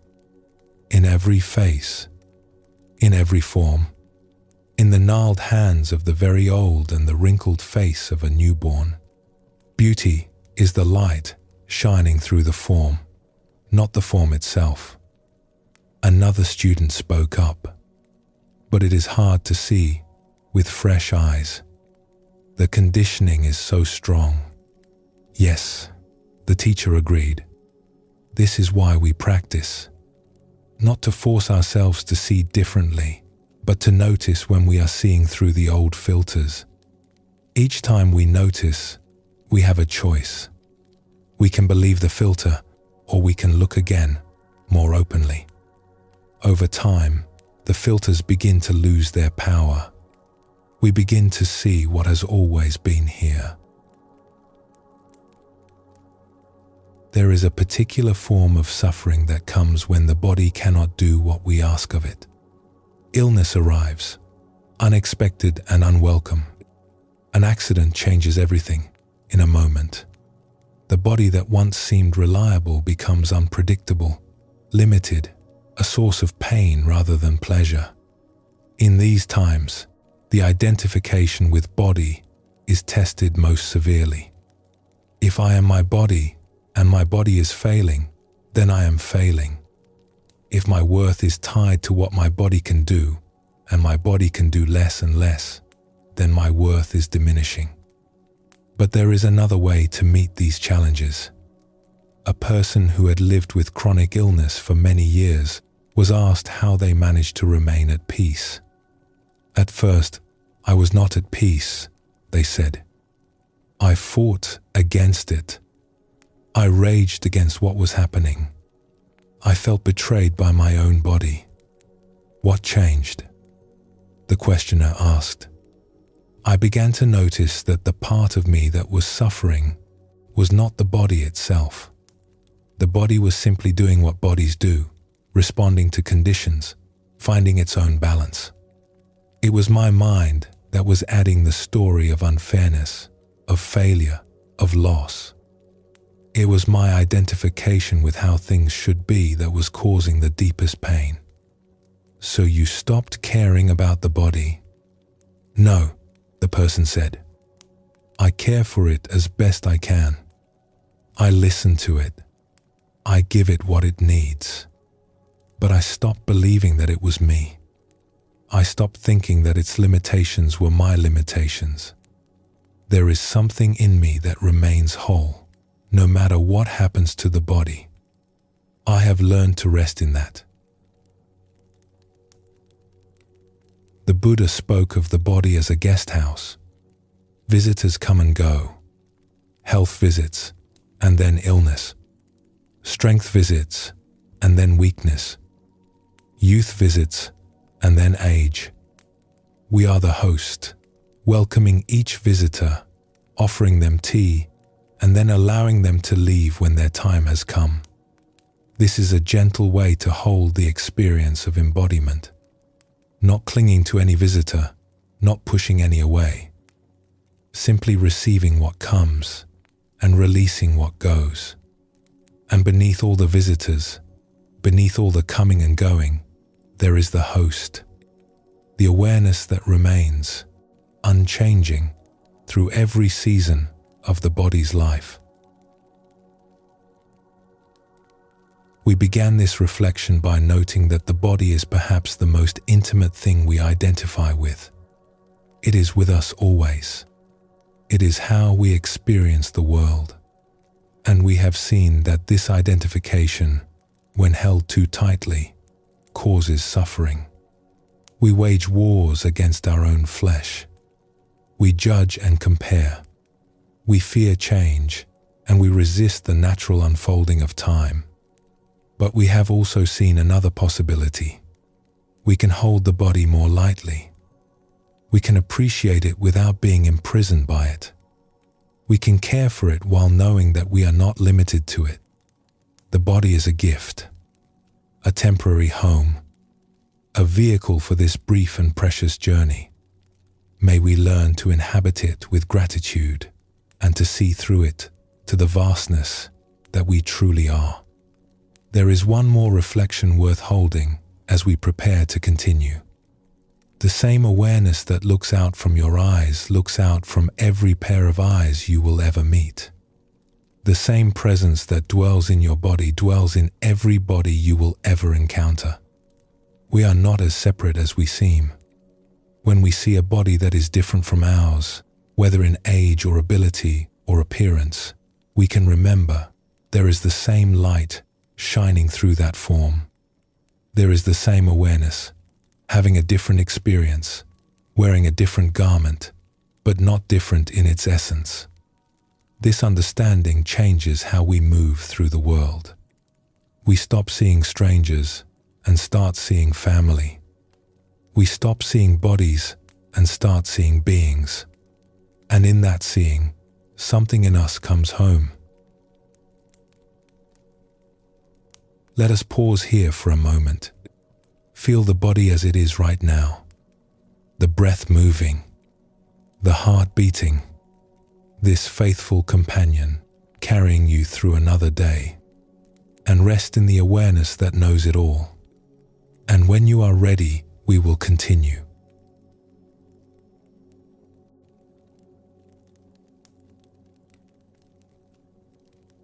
Let us now explore a force that shapes our experience perhaps more than any other. A force so constant, so familiar, that we often do not notice it at all. This force is wanting. From the moment we wake in the morning until we fall asleep at night, wanting moves through us. We want the warmth of the blanket. We want the first sip of tea. We want the day to go smoothly. We want to be liked, to be successful, to be comfortable, to be loved. Wanting is not wrong. It is part of being alive. It moves us to eat when we are hungry, to seek shelter when we are cold, to reach out when we are lonely. Without wanting, we would not survive. But there is a particular kind of wanting that causes great suffering. It is the wanting that becomes our center of gravity, the wanting that narrows our vision until we can see nothing else, the wanting that convinces us that happiness lies just around the next corner, if only we can reach it. This is what the Buddha called craving, and he identified it as one of the primary sources of human suffering.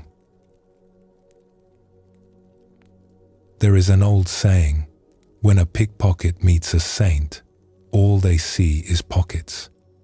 Let this image settle for a moment.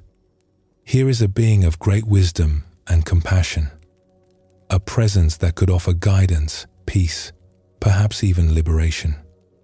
But the pickpocket cannot see any of this. Their vision has been narrowed by wanting. They see only what they are looking for. They miss everything else. This is what wanting does to us. It narrows our perception. It filters our experience.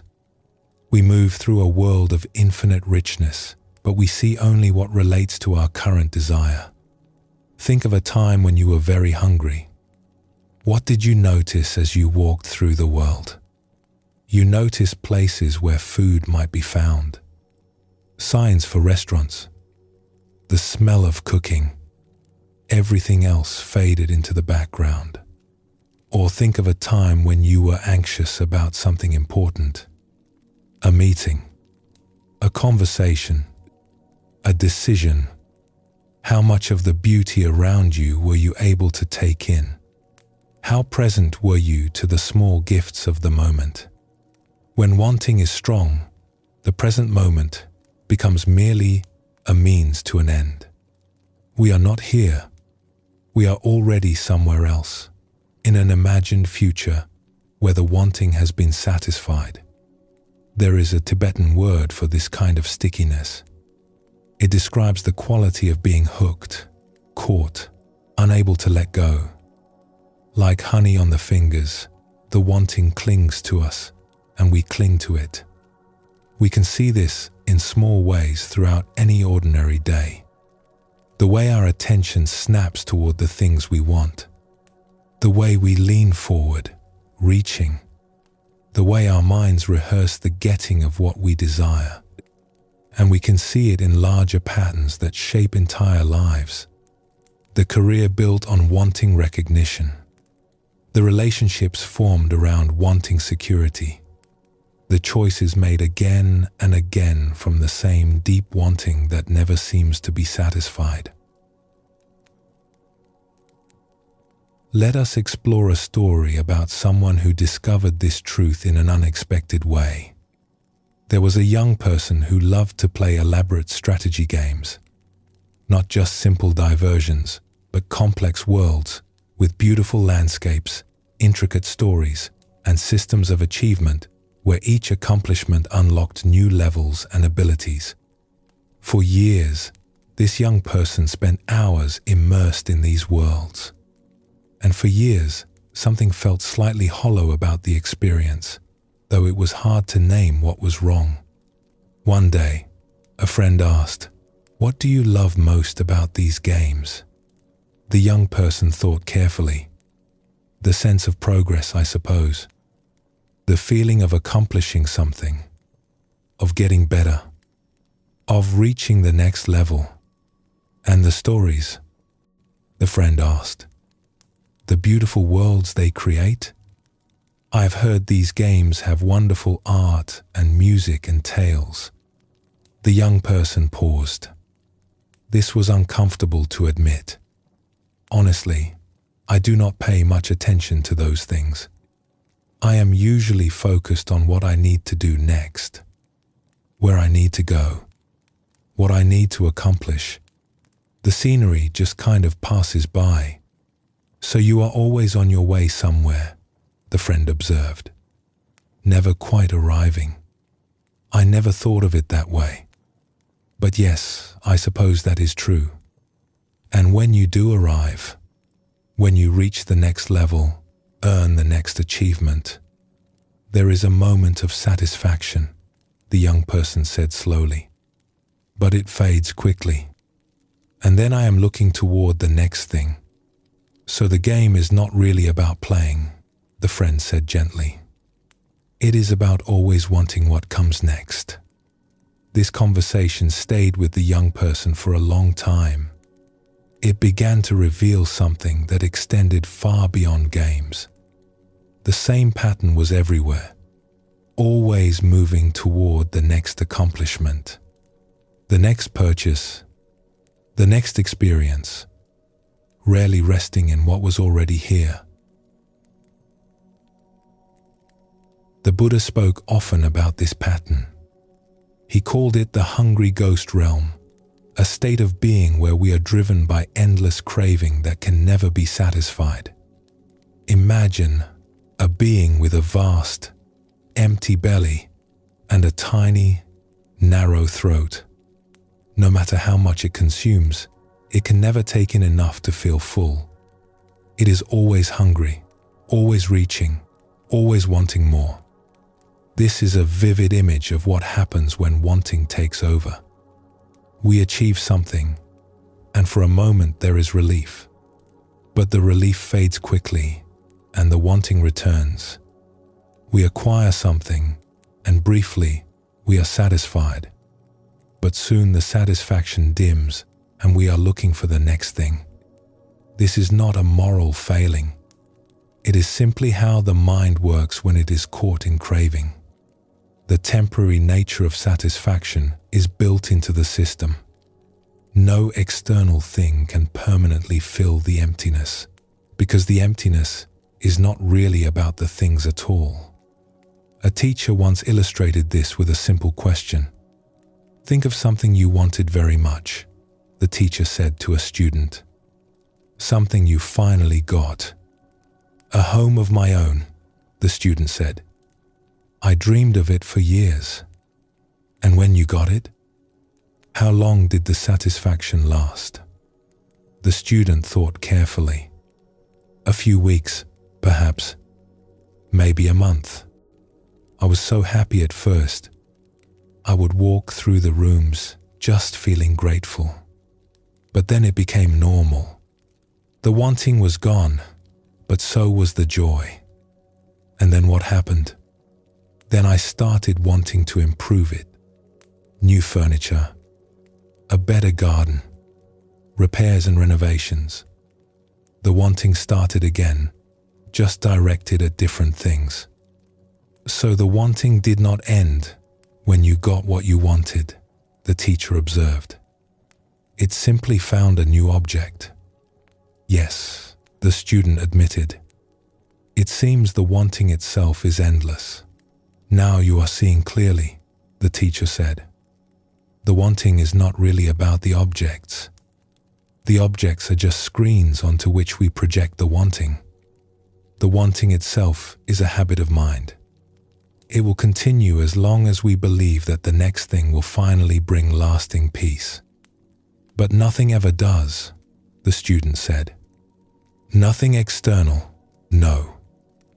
The peace you are seeking is not in any object. It is in the stillness that remains when wanting rests. There is a difference between healthy aspiration and addictive craving. This is an important distinction.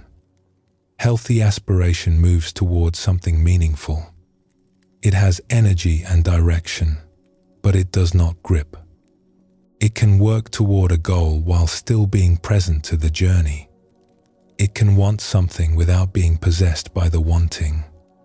Addictive craving is different. It takes over. It narrows vision.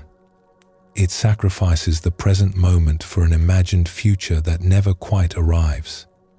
And when it gets what it wants, the satisfaction is fleeting, quickly replaced by the next craving.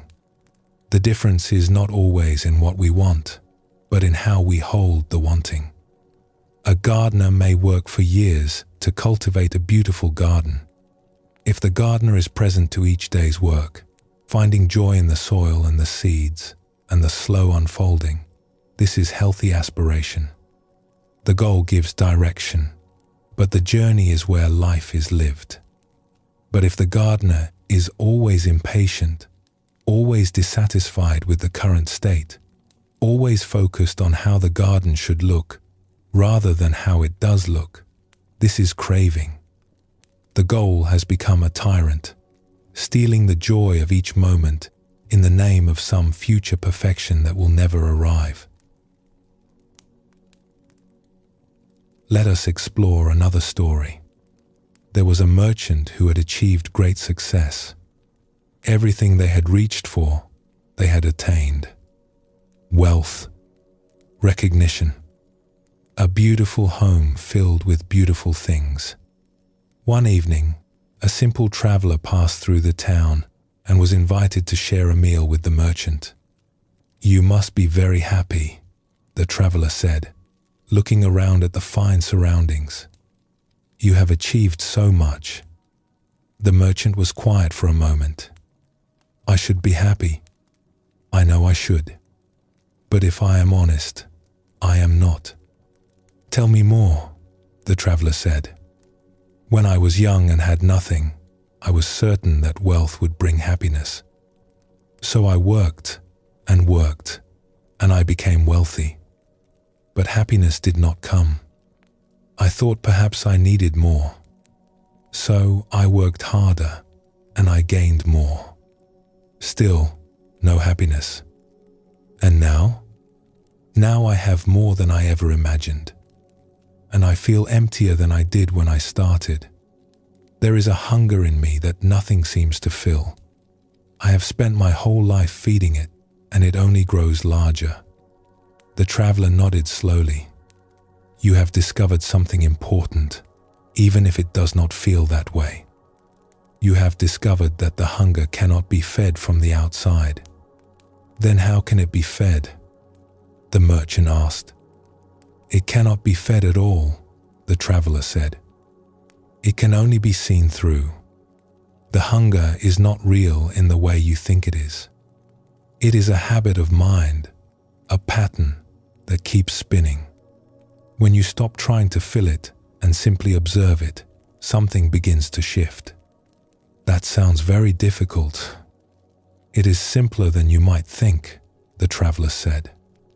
"But it requires a willingness to stop running, to sit still, to let the wanting be there without acting on it, and to notice that you are still alive, still whole, even when the wanting is not being fed."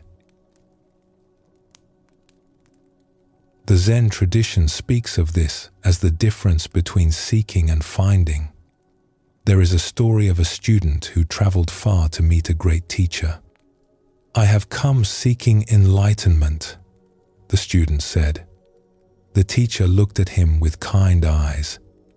"As long as you are seeking, you will not find. Seeking implies that what you want is somewhere else. But what you are looking for is already here. It has never been anywhere else." "Then what should I do?" the student asked. "Stop seeking," the teacher said. "Rest in what is already present. The treasure is not hidden in some distant cave. It is in your own pocket. You have simply not thought to look there." "But if I stop seeking, how will I find anything?" The teacher smiled. "You will not find anything. You will simply notice what has always been here. Finding implies effort, acquisition, adding something new. But your true nature is not something to be found. It is what remains when seeking stops." The student was confused. This was not what he had expected. "Sit with me," the teacher said. "Do not try to achieve anything. Do not try to get anywhere. Just sit and let everything be as it is." They sat together in silence. And in that silence, something the student had been chasing all his life began, very gently, to reveal itself. There is a teaching in the Buddhist tradition about the nature of desire. It says that when we truly examine our wanting, we find that it is not really about the object we desire. It is about the feeling we imagine we will have when we get the object. We want the new possession not for itself, but for the sense of satisfaction we imagine it will bring. We want the achievement not for itself, but for the feeling of worthiness we hope will follow. We want the relationship not just for the other person, but for the sense of completeness we believe they will provide. And here is the tender truth. The feelings we are seeking are not actually contained in the objects. The satisfaction, the worthiness, the completeness, these are states of our own being. They do not come from outside. They arise from within. This is why the satisfaction of getting what we want is always temporary. The object cannot deliver what we are really seeking. Only we can. Let us explore one more story. There was a person who loved to travel. Every year, they would choose a new destination, plan the trip carefully, and count the days until departure. The anticipation was delicious. Looking at photographs, reading about the places they would visit, imagining the experiences that awaited.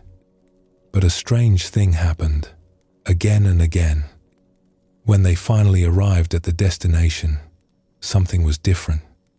The places were beautiful, yes, but the person found themselves already thinking about the next trip, already planning, already wanting what came next. One year, this person traveled to a place of great natural beauty. Mountains and forests and clear streams. They had dreamed of this place for years. On the first evening, as the sun was setting over the mountains, they found themselves restless, looking at their phone, thinking about other places they wanted to visit someday. The magnificent sunset was happening, and they were barely present to it. A fellow traveler noticed this and sat down beside them. "Beautiful, is it not?" the fellow traveler said, gesturing toward the mountains. "Yes," the person said, though their voice was distracted. "You seem far away." The person sighed. "I have noticed something about myself. I am always happier planning trips than taking them. The anticipation is wonderful. But when I arrive, something is missing." "What do you think is missing?" "I do not know. It is as though the place can never quite match what I imagined. Or as though I cannot quite settle into being here." The fellow traveler nodded. "Perhaps what is missing is you." "What do you mean?" "When you are planning, your mind is filled with images of the future. That is pleasant because you are in control. You can make the future whatever you want it to be. But when you arrive, you are no longer in the future. You are in the present. And the present is not controllable. It is what it is. So I am always escaping the present," the person said, slowly. "Perhaps. The mind can become addicted to anticipation. It can find the present moment dull by comparison, because the present does not offer the same excitement as imagining what might be. But here is the secret. The present moment is where life actually happens. The future never arrives. It is always just out of reach. If we spend our lives in anticipation, we miss the only moment that is real." The person was quiet, taking this in. The sunset was still there, painting the sky in colors that would never return in quite this way. "How do I learn to be here?" the person asked. "You are asking how to do something very simple," the fellow traveler said. "Just be here. That is all. Notice when your mind has wandered into the future and gently bring it back. The mountains are not asking anything of you. The sunset is not waiting for you to be ready. They are simply here, offering themselves. Your only task is to receive them." The person sat quietly, allowing the words to sink in. The colors in the sky were deepening now, reds turning to purples, the first stars beginning to appear. "It is strange," the person said after a while. "When I stop trying to get something from this moment, it becomes so much more beautiful." "Yes," the fellow traveler said. "That is always the way. When we stop trying to take, we can finally receive." There is a story from the ancient traditions about a seeker who traveled to a mountain hermitage to ask a recluse about the nature of contentment. The seeker arrived exhausted from the long climb. The recluse welcomed them in and offered tea. "Please," the seeker said, "tell me the secret of contentment. I have spent my whole life wanting things, wanting success, wanting love, wanting respect, and even when I get what I want, the contentment never lasts. How do I find peace that does not fade?" The recluse poured the tea slowly, filling the seeker's cup, then kept pouring. The tea overflowed the cup, spilling onto the table, dripping onto the floor. "Stop," the seeker said. "The cup is full. It cannot hold any more." The recluse set down the teapot and smiled. "You are like this cup. You come here already full of wanting, full of ideas about what contentment should look like, full of the habit of reaching.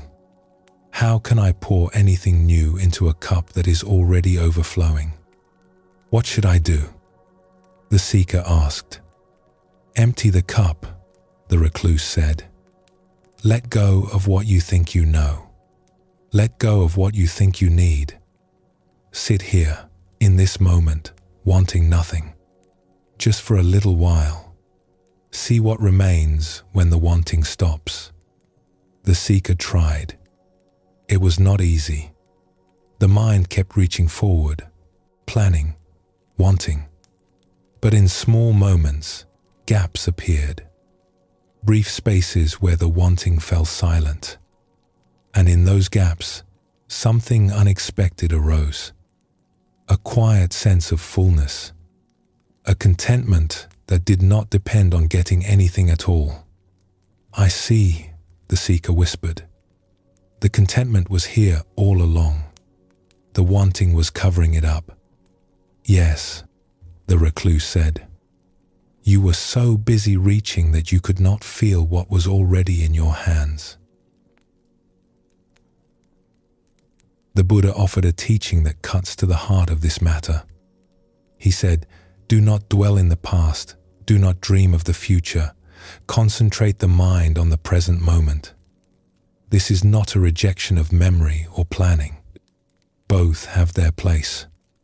It is an invitation to recognize where life actually is. Life is not in our memories, though memories can be sweet.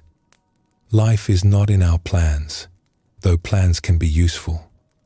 Life is here, now, in this breath, in this body, in this moment. When wanting pulls us out of the present, we leave life behind.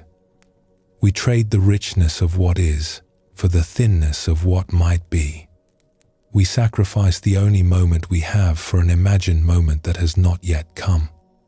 This does not mean we should never plan or never reach for anything. Planning has its place. Aspiration has its place. But they are tools, not masters. They serve life. Life does not serve them. The wise person moves through the world with open hands. They can hold things without gripping them. They can reach for things without being possessed by the reaching. They can want without being the wanting. This is a subtle but profound shift. It is the difference between being driven and being alive. There is a quality that begins to emerge when we are less identified with wanting. The teachers sometimes call it contentment, but this word can be misunderstood. It does not mean settling for less or giving up on what matters. It means finding a fullness that does not depend on circumstances. A person who has touched this contentment can still work toward goals. They can still enjoy pleasures and appreciate beauty. They can still participate fully in life. But there is a ground beneath it all that does not change. A peace that remains whether wants are satisfied or not. This is what the great teachers pointed toward when they spoke of liberation. Not an escape from life, but a freedom within it. Not the ending of desire, but the ending of slavery to desire. The wanting self says, I will be happy when I get what I want. The free self says, I am already happy. Let me see what this moment offers. Both can move through the same world, take the same actions, pursue the same goals. But one is at peace and one is not. One is present to life as it is, and one is always somewhere else. As we have learned, the wanting self is a powerful identification. It can take over so completely that we forget we are anything else. We become the one who is always reaching, always hungry, always on the way to somewhere else. But there is something in us that is not the wanting self. There is an awareness that can observe the wanting without being lost in it. There is a presence that remains, even when the cravings fall silent. This presence is not against wanting. It does not judge or condemn. It simply sees clearly. And in that clear seeing, the grip of wanting naturally loosens. We can still move toward what matters. We can still have preferences and goals, but we are no longer possessed by them. We are no longer convinced that happiness lies just around the corner, always out of reach. Happiness, it turns out, is not around the corner. It is here, in this moment, available whenever we stop chasing it and simply allow ourselves to be. Let us pause here for a moment. Notice if there is any wanting present right now. Perhaps a wanting for the next thing. Perhaps a wanting to feel different than you feel. Just notice it without judgment. And notice also the awareness that sees the wanting. Rest there. And when you are ready, we will continue together.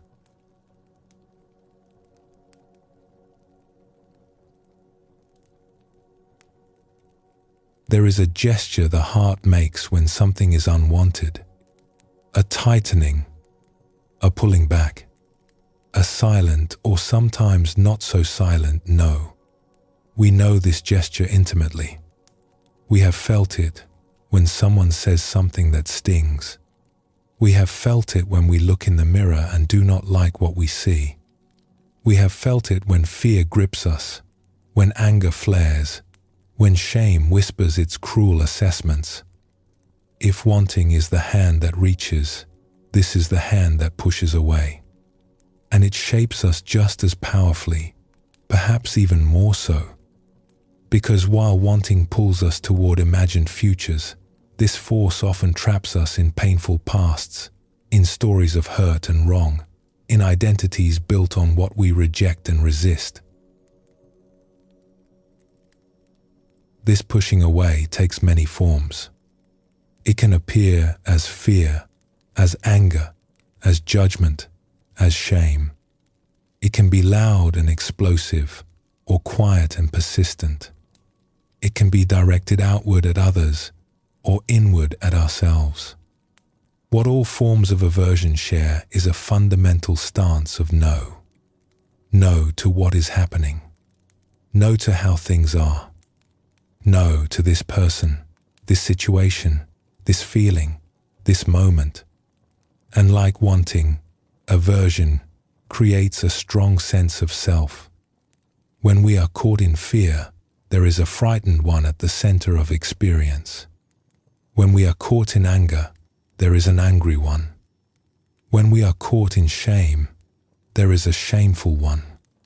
This self feels very solid, very real. It can take over so completely that we forget we are anything else. The whole world contracts around the aversion, and we become it. The Buddha spoke of aversion as one of the three poisons, alongside craving and ignorance. He saw it as a fundamental cause of suffering, not because negative feelings are wrong, but because of what happens when we become identified with them. When we are identified with aversion, we lose our freedom. We become reactive instead of responsive. We see the world through a lens of threat and judgment. We contract into a small, defended self that is always at war with something. And here is the painful irony. The very stance that we hope will protect us actually creates more suffering. We push away what we fear, and the fear grows stronger. We fight against what we hate, and the hate consumes us. We try to escape what shames us, and the shame follows wherever we go. The way out is not through more pushing, more fighting, more escaping.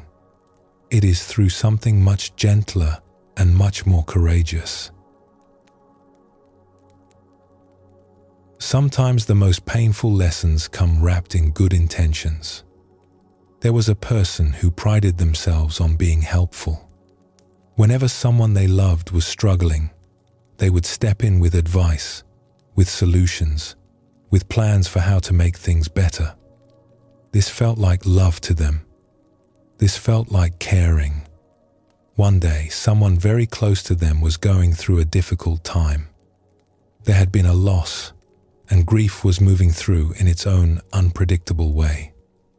Sometimes there were tears. Sometimes there was confusion. Sometimes there was just a heavy silence. The helpful person found this hard to witness. They wanted to fix it. They wanted to make the pain go away. "Have you thought about talking to someone?" they suggested. "A professional, I mean. Someone who can help you process this." "I am not ready for that," the grieving one said quietly. "Well, what about joining a group? I have heard there are groups for people going through what you are going through. It might help to know you are not alone. I just need some time." "But time is passing, and you do not seem to be getting better. I am worried about you. I think you need to take some action." The grieving one looked up, and there was something in their eyes that the helpful person had not expected. Not gratitude, not appreciation, something closer to hurt. "I do not need you to fix me," they said. "I need you to just be with me. Can you do that? Can you just sit here without trying to make it different?" The words landed like a stone in the helpful person's chest. They wanted to defend themselves, to explain that they were only trying to help. But something stopped them. Some part of them knew that the grieving one was right. They sat in silence for a long moment. Then the helpful person said, quietly, "I am sorry. I did not mean to make you feel like a problem to be solved. I know you meant well," the grieving one said. "But meaning well is not the same as being present. Sometimes the most loving thing is to just let someone feel what they feel." After that conversation, the helpful person went home. And that is when the aversive self took over. The thoughts began almost immediately. How could I be so insensitive? I know better than this. I talk about presence. I value listening. And then when it mattered most, I did exactly what I know not to do. The feeling in the chest was heavy, sharp, constricting, a kind of stabbing ache that seemed to say, "You are not who you thought you were. You are not as kind as you believed. Something is wrong with you." This is what the teachers call the collapse into bad personhood. We make a mistake, and instead of simply acknowledging it and learning from it, we turn it into an identity. We become the bad one, the failure, the one who always gets it wrong. The helpful person lay awake that night, replaying the conversation again and again. Each replay made it worse. Each replay confirmed the judgment. I am a bad friend. I am a bad person. How could I? There is something important to understand about this kind of self-judgment. It feels like accountability. It feels like taking responsibility. It feels like the appropriate response to having caused harm. But it is not actually helpful. It does not repair the relationship. It does not make us more likely to do better next time. It simply traps us in a painful loop of self-rejection. The Zen teacher Shunryu Suzuki once said, "The most important thing is to find out what is the most important thing. When we have caused harm, what is the most important thing? Is it to punish ourselves? Is it to prove how bad we feel? Or is it to acknowledge what happened, to learn from it, and to return to presence so that we can respond more skillfully in the future?" The aversive self wants to punish. It believes that suffering is the appropriate payment for wrongdoing. But suffering does not pay the debt. It only creates more suffering, rippling outward to touch everyone around us. The helpful person spent several days caught in self-judgment. They avoided the grieving one, too ashamed to face them. They withdrew from other relationships too, feeling unworthy of connection. Then they remembered something a teacher had once said: when you are suffering, ask yourself, who do you think you are right now? What identity have you collapsed into? The helpful person sat quietly and asked this question: who do I think I am right now? The answer came immediately: I am someone who hurts people. I am someone who cannot be trusted. I am someone who fails at the things that matter most. And then a gentler question arose: is this who I really am?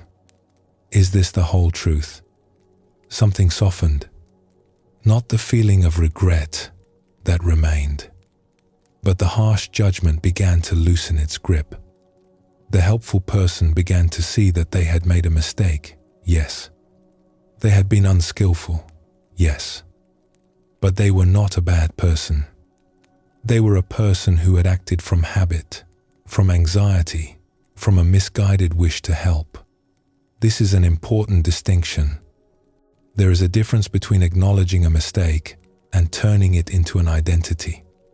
One leads to growth. The other leads to paralysis. The aversive self has two main directions it can turn. It can turn outward in anger and judgment toward others, or it can turn inward in anger and judgment toward ourselves. When it turns outward, we see a world full of threats and enemies. People become problems to be solved or obstacles to be overcome. We find ourselves in constant conflict, defending our position, attacking others who we perceive as wrong. When it turns inward, we become our own worst enemy. We criticize ourselves relentlessly. We hold ourselves to impossible standards. We replay our failures and dismiss our successes. We live under a cloud of shame that colors everything. Both directions cause suffering. Both directions create a tight, contracted sense of self. And both directions obscure our true nature, which is not fundamentally angry or fundamentally ashamed. Fear is perhaps the most primal form of aversion. It is the pushing away of what might harm us, the contraction against threat. In its original form, fear was a gift. It kept our ancestors alive. It alerted them to danger, prepared their bodies to fight or flee, ensured the survival of the species. But in modern life, fear often runs far beyond its usefulness. We fear not just physical threats but social ones. We fear rejection, failure, embarrassment, loss of status. We fear what others think of us. We fear our own inadequacy. We fear that we are not enough and never will be. And this fear, when it becomes our center of gravity, shapes our entire experience of life. We hold back from taking risks. We stay in situations that no longer serve us. We live small lives, bounded by the walls of what we are afraid might happen. A person once spoke to a teacher about this kind of fear. "I have so many things I want to do," they said. "But I am afraid. Afraid of failing. Afraid of looking foolish. Afraid that I am not talented enough or smart enough or strong enough. The fear stops me before I even begin." "Tell me about this fear," the teacher said. "Where do you feel it in your body?" "In my chest and my stomach. A kind of tightness, a clenching. And when the fear is strong, What do you believe about yourself? That I am small.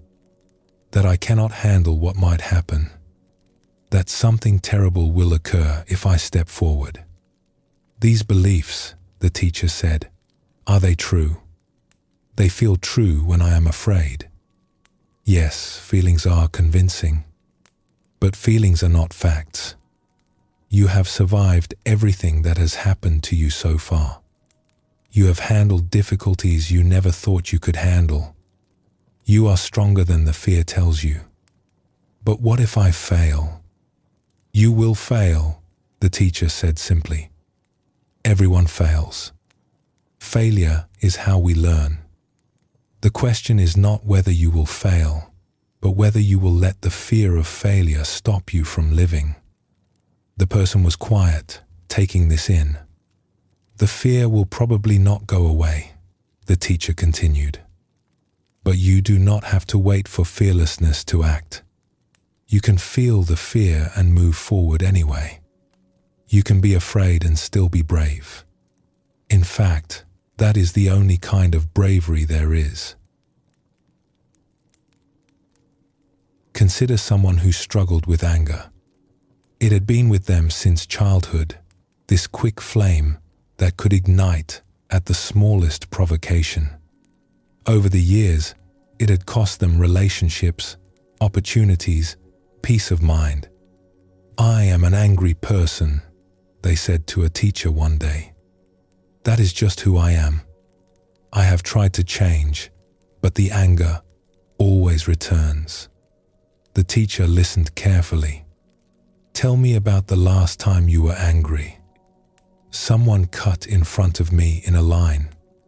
I had been waiting patiently, and they just walked right past as if I did not exist.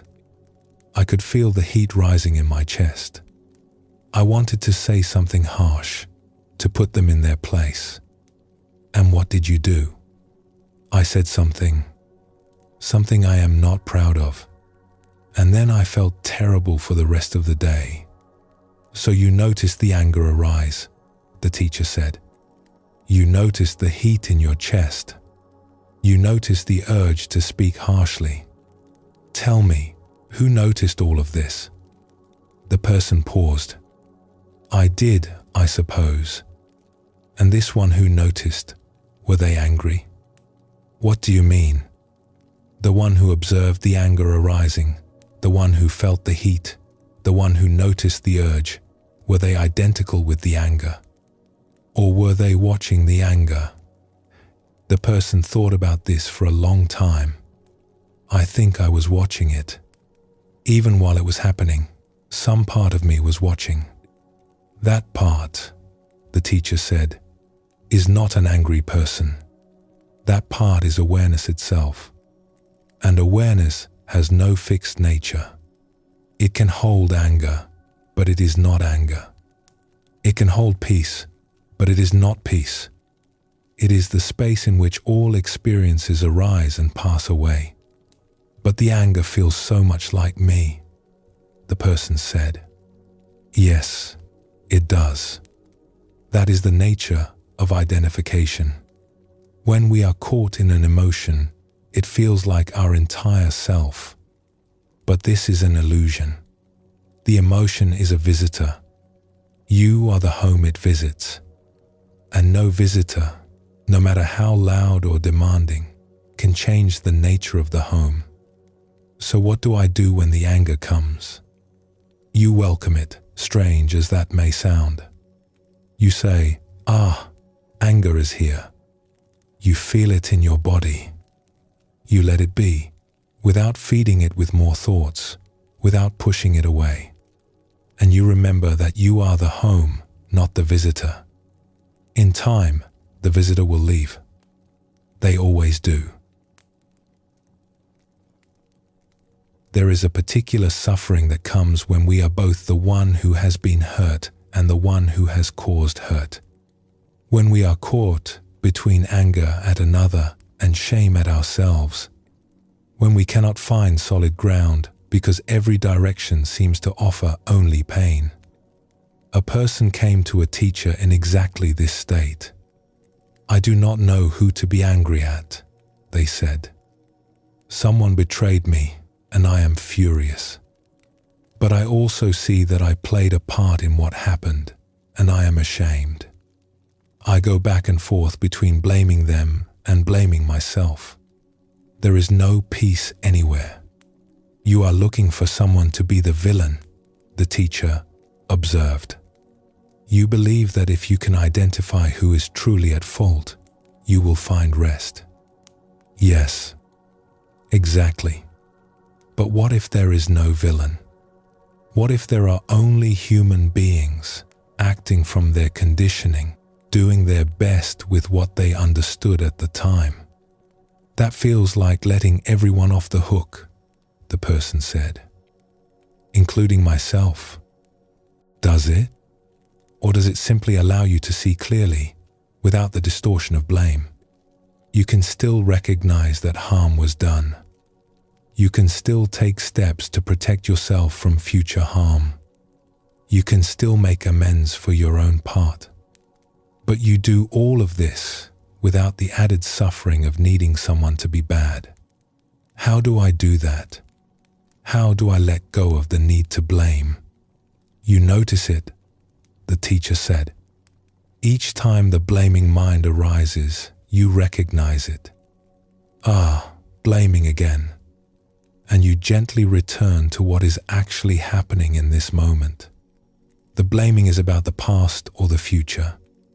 But your life is here, now. When you come back to the present, the blaming loses its grip. The Buddha offered a famous teaching about anger. He said, "Holding on to anger is like grasping a hot coal with the intent of throwing it at someone else. You are the one who gets burned." This image is worth sitting with. We think that our anger hurts the one we are angry at. But often, they do not even know we are angry. They go about their lives, unaffected, while we burn our own hands holding the coal. The same is true of self-judgment. We think that punishing ourselves somehow balances the scales, somehow makes up for what we have done. But the scales do not care about our suffering. Only we suffer. Only we burn. Letting go of the coal is not the same as saying what happened was okay. It is simply recognizing that holding on to it hurts only us. We can put it down. We can tend to our burned hands. We can learn from what happened without continuing to wound ourselves. There is a practice that many teachers offer for working with the aversive self. It is not a technique to make difficult feelings go away. It is a way of being with them that allows them to move through naturally. The practice begins with recognition. We notice that we are caught. We notice the contraction in the body, the heaviness in the heart, the stories in the mind. We simply acknowledge something is here. Some form of aversion has arisen. Then we name it gently. This is suffering. This is pain. Not my pain, but the pain. Not personal failure, but the universal experience of a human heart in distress. Then we ask, how do I want to relate to this? Not how do I get rid of it, but how do I meet it? What would it be like to meet this pain with kindness instead of more aversion? This is the crucial turn. Usually, when we feel something painful, we add aversion to it. We judge ourselves for feeling it. We fight against it. We try to escape. And all of this adds more suffering to the original pain. But what if we could meet the pain with gentleness? What if we could hold our own suffering the way we would hold a dear friend who is hurting? We come back now to the helpful person from our earlier story. The helpful person, after sitting with the question of identity, began to feel something transform. The harsh self-judgment was still there, but it was no longer the whole of their experience. There was also an awareness watching the judgment, and that awareness was not judging. They placed a hand on their heart, a simple gesture of kindness. "This is hard," they said quietly to themselves. "I made a mistake, and it hurts. I hurt someone I love, and that is painful to acknowledge." Something in the chest began to soften. Not the regret itself, but the layer of harshness around it. "I really wanted to help," they continued. "I really wanted to ease their pain." That wanting came from love, even if the action that followed was unskillful. More softening. The painful feeling was still there, but it was being held now, not fought against. "I am still learning," they said. "I am still growing."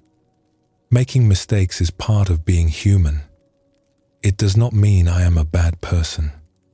It means I am a person. And then the deepest question arose again, but this time with gentleness. Is this mistake who I really am? And the answer came, not as words, but as a felt sense. No, this is something that happened. It is not who I am. The helpful person sat for a while longer in this new spaciousness. The pain was still there, but it was no longer suffocating. There was room around it. There was air. There was even, strangely, a kind of tenderness. Later that day, they reached out to the grieving one. Not to defend themselves, not to explain, but simply to acknowledge. "I am sorry," they said. "You were right. I was trying to fix instead of being present. I see that now. Thank you," the grieving one said. "That means a lot." And something began to heal. Shame deserves special attention because it is perhaps the most painful form of aversion we can experience. Anger says, "Something out there is wrong." Fear says, "Something out there is dangerous." But shame says, "Something in here is wrong. I am the problem. I am defective." This makes shame particularly difficult to work with. We can fight against external threats. We can flee from external dangers. But how do we escape ourselves? The answer, paradoxically, is that we stop trying to escape. We turn toward the shame instead of away from it. We bring to it the same kindness we would bring to a frightened child. A person who had carried shame for many years once described their healing this way.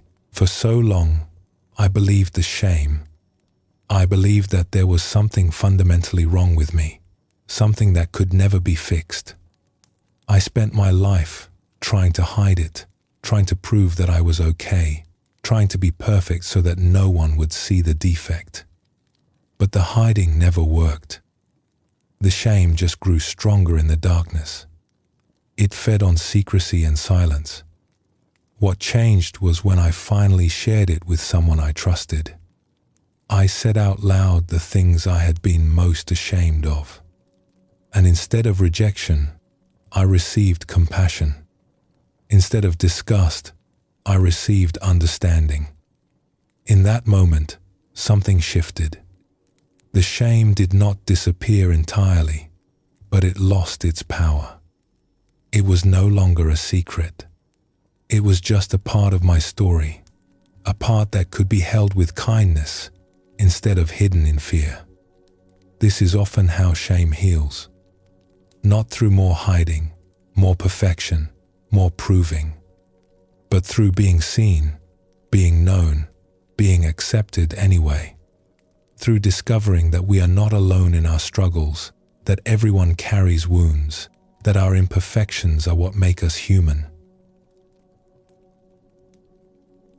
The aversive self is not our enemy.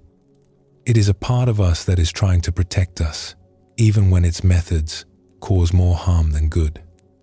When we can see it with compassion, when we can understand its origins and its intentions, we can begin to work with it instead of against it. This does not mean we let harmful behaviors continue. It does not mean we excuse cruelty or injustice in ourselves or others. It means we respond from clarity rather than reactivity. We address what needs to be addressed without adding unnecessary suffering. A Zen saying puts it simply, no blame. This does not mean no accountability. It means no extra suffering piled on top of what is already painful. It means meeting each moment, even the difficult ones, with as much presence and kindness as we can muster. As we have explored, the aversive self takes many forms: fear, anger, judgment, shame. All of these create a contracted sense of identity, a small self that is always at war with something.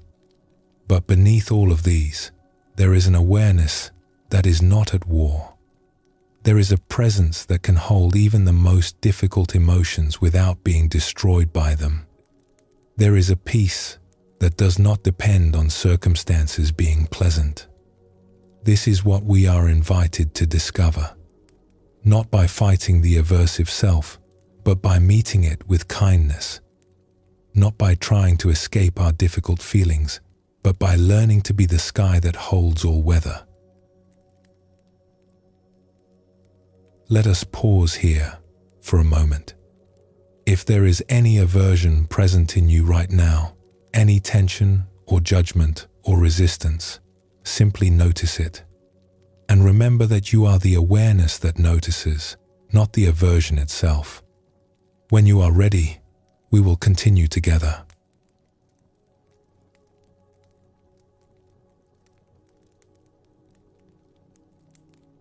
So here we are. We have walked through many rooms together. We have looked at how we build a sense of self from body and thought and role. We have felt the pull of wanting and the push of aversion. We have seen how these forces create a tight, small sense of who we are. And perhaps a question has been growing quietly in the background. What do we do with all of this? How do we actually find freedom, not just understand it? This is what we explore now. Not more concepts, but a way of being with our experience that opens the door to something larger. There is an image that may be helpful here. Imagine the ocean. Vast, deep, stretching beyond what the eye can see. On the surface, there are waves. Some are small ripples. Some are large swells. Sometimes the surface is calm. Sometimes there are storms. Now, most of us live as if we are the waves. When a wave of anger arises, we become an angry person. When a wave of fear passes through, we become someone who is afraid. When sadness comes, we are sad. When joy comes, we are happy. We rise and fall with the waves. We are tossed about by whatever is moving on the surface. But here is the thing. We are not only the waves. We are also the ocean. The ocean does not stop being the ocean when a storm passes through. It does not become something else when the waves are high. It simply holds whatever is happening on the surface, and in its depths, it remains still. This is not just a nice idea. It points to something we can actually experience. There is a stillness in us that is not disturbed by the movements of thought and emotion. There is a depth that remains, even when the surface is wild. The question is, how do we find this depth? How do we stop being tossed by every wave and learn to rest in what we truly are? The answer is simpler than we might expect. We do not find the ocean by rejecting the waves. We find it by going into the waves completely. This sounds strange at first. If the waves are the problem, why would we go deeper into them? Because the waves are not actually the problem. The problem is that we stay on the surface, caught in the movement, identified with the rising and falling. When we go deeper, we discover that the wave is made of ocean. There is no separation. The very substance of the wave is water, and the water is the ocean. In the same way, when we go deeply into our experience, we find that it is made of awareness. The anger, the fear, the sadness, all of it arises in awareness and is made of awareness. When we stop fighting the experience and simply feel it fully, we touch the awareness itself. This does not mean the feelings disappear. The wave does not stop being a wave when we recognize it as ocean. But something shifts in how we hold it. There is more space, more room to breathe. We are no longer trapped. A teacher once described this to a student who was struggling with difficult emotions. When the feelings come, the student said, "They overwhelm me. I do not know how to handle them. I try to push them away, but they only grow stronger." "What if you stop pushing?" the teacher asked. "Then I am afraid they would swallow me whole." Has that ever actually happened? Have you ever been permanently swallowed by a feeling? The student thought about this. No, the feelings always pass eventually. But while they are here, it feels like they will last forever. This is important to notice, the teacher said. The fear of the feeling is often worse than the feeling itself. We add so much resistance, so much struggle, that the original pain becomes enormous. So what should I do instead? When a difficult feeling arises, stop. Just stop. Do not run toward it or away from it. Simply let it be here. Feel it in your body. Notice where it lives, what it feels like, how it moves. And then, gently go into it. Not with force, but with curiosity, with kindness.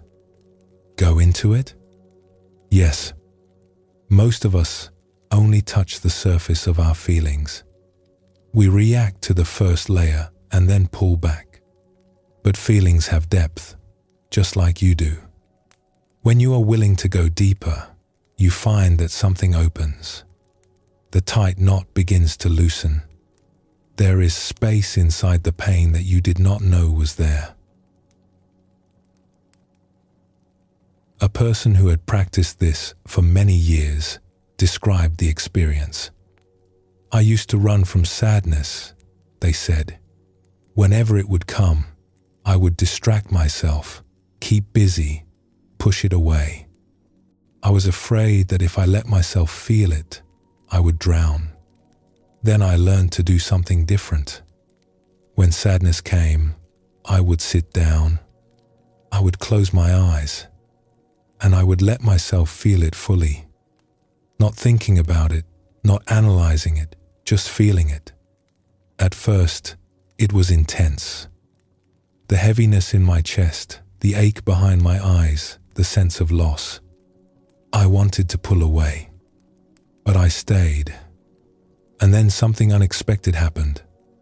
The sadness was still there, but there was space around it.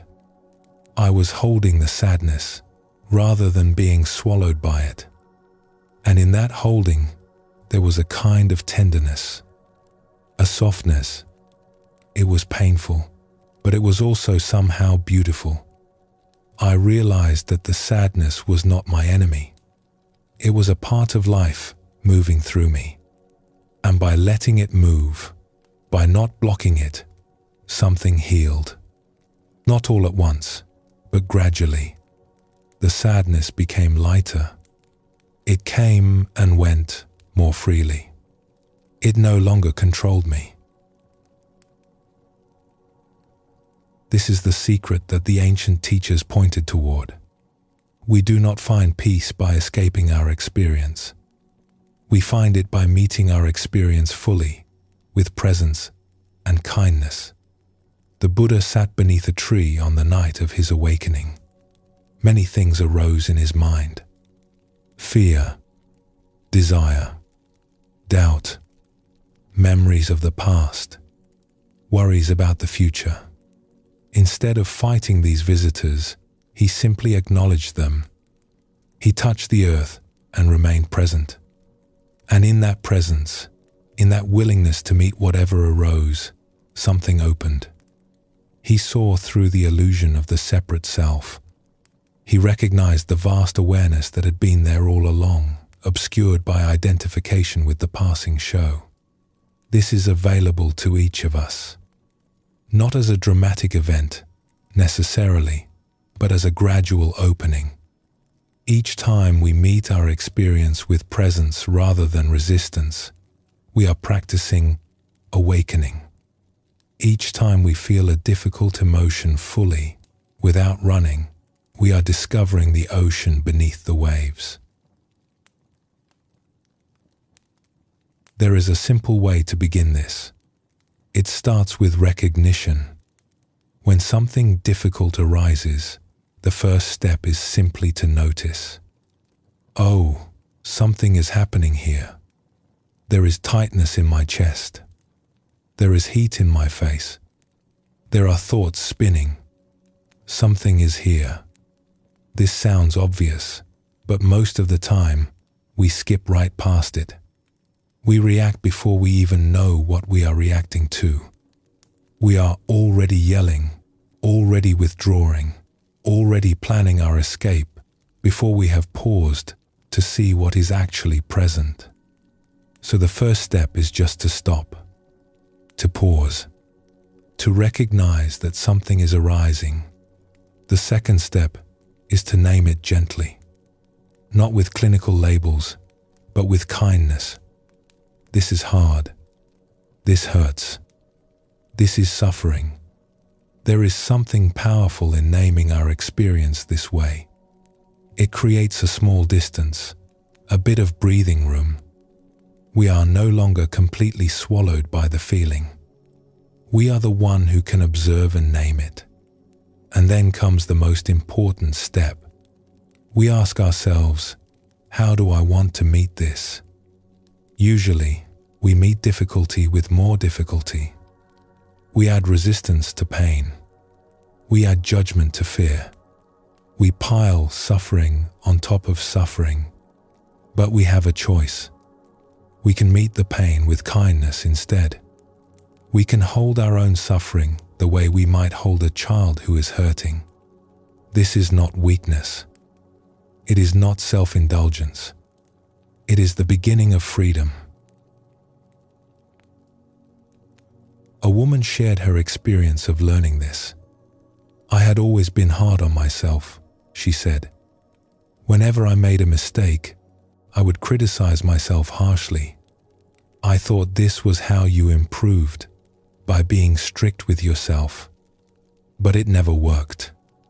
The criticism just made me feel worse, which made me more likely to make mistakes, which gave me more to criticize. It was a cycle that never ended. Then someone suggested I try something different. When the criticism came, instead of believing it, I should notice it. And then I should ask, would I speak to a friend this way? Would I say these things to someone I loved? The answer was always no. I would never be so cruel to someone else. Why was I being so cruel to myself? So I began to experiment. When I noticed the critical voice, I would pause. And I would try to speak to myself the way I would speak to a dear friend. Gently, with understanding, with compassion. It felt strange at first, almost fake. But over time, something changed. The criticism did not disappear, but it lost its power. I could hear it without believing it. And in the space that opened, there was room for kindness.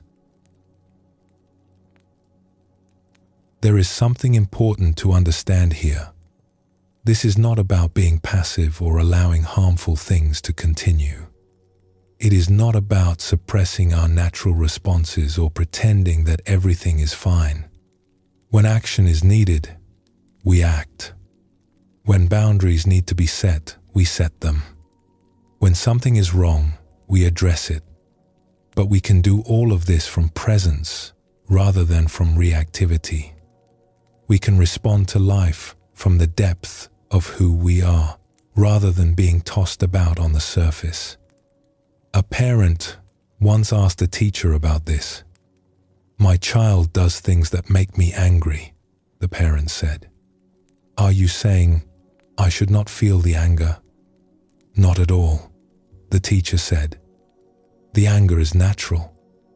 It arises to protect, to set limits, to communicate that something is not okay. The question is not whether you feel it, but how you relate to it." "What do you mean?" "When anger arises, you can be consumed by it.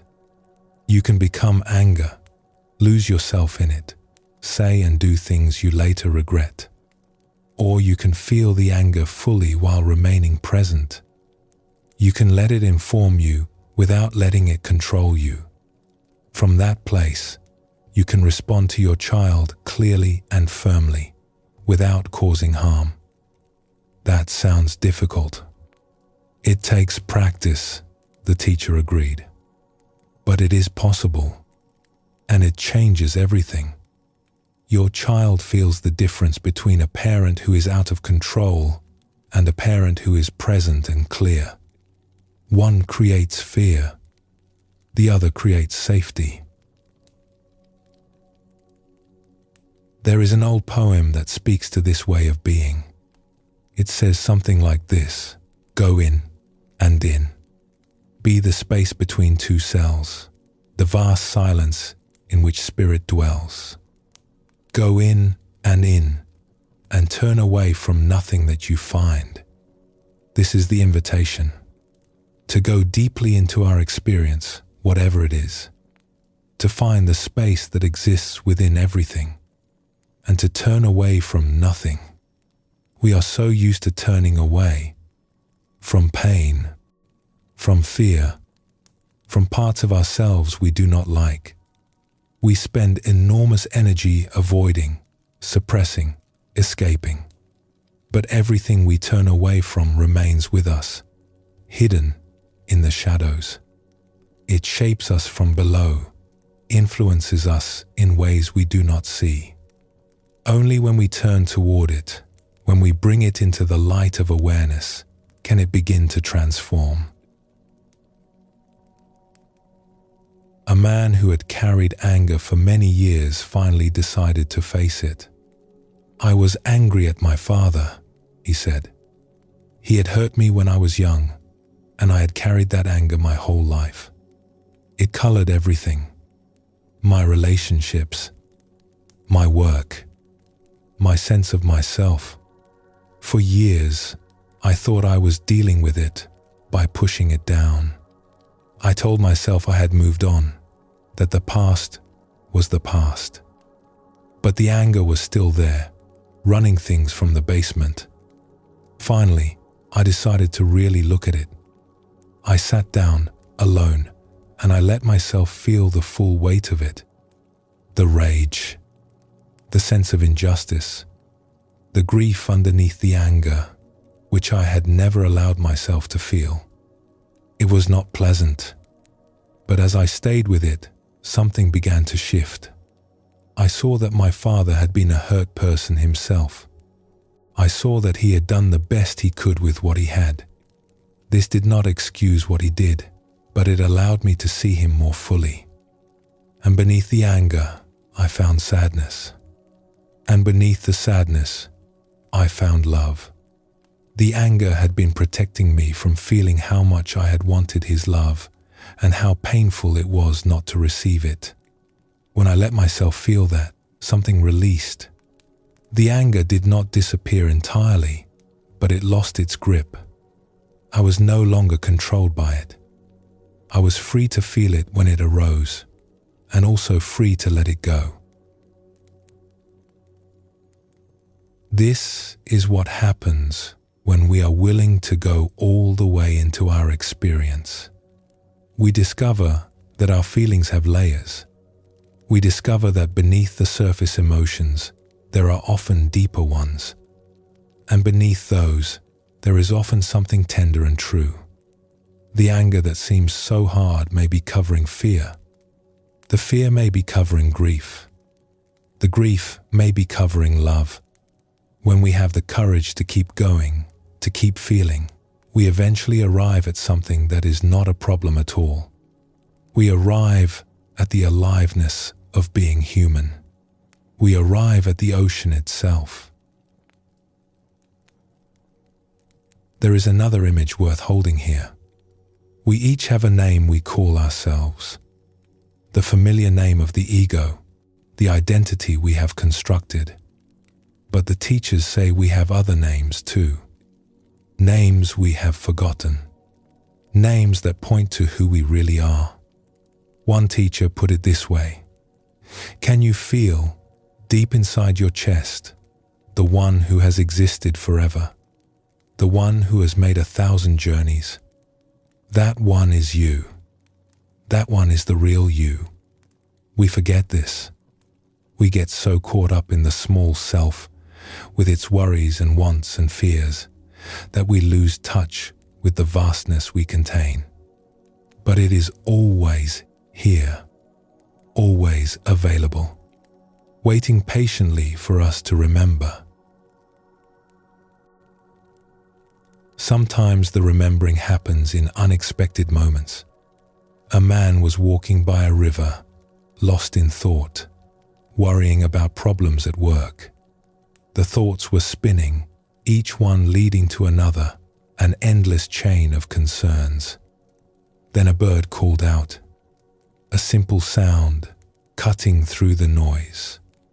And for a moment, the thinking stopped. There was just the sound of the bird, the movement of the water, the feel of the air on his skin.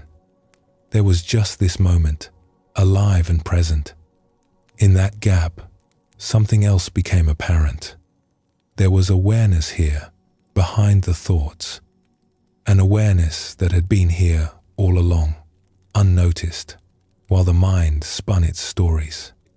The moment passed. The thoughts returned.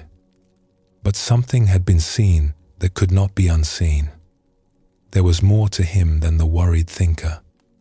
There was something still and clear, watching the whole show.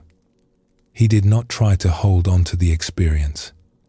He had learned that grasping for such moments only pushes them away. But he carried with him the knowledge that it was possible. That beneath the surface chatter, there was depth. There was silence. There was peace. This is how it often works. We catch glimpses. We touch something real. And then we return to the familiar patterns of thinking and reacting. Some people get discouraged by this. They think they have failed, that they have lost something precious. But nothing is lost. The ocean does not disappear when clouds cover the sky. Our true nature does not go anywhere when we forget it. It simply waits, patient and unchanging, for the next moment of remembering. A teacher was asked, "How do I stay in awareness all the time?" The teacher laughed gently. You do not stay in awareness. You return to awareness. Again and again.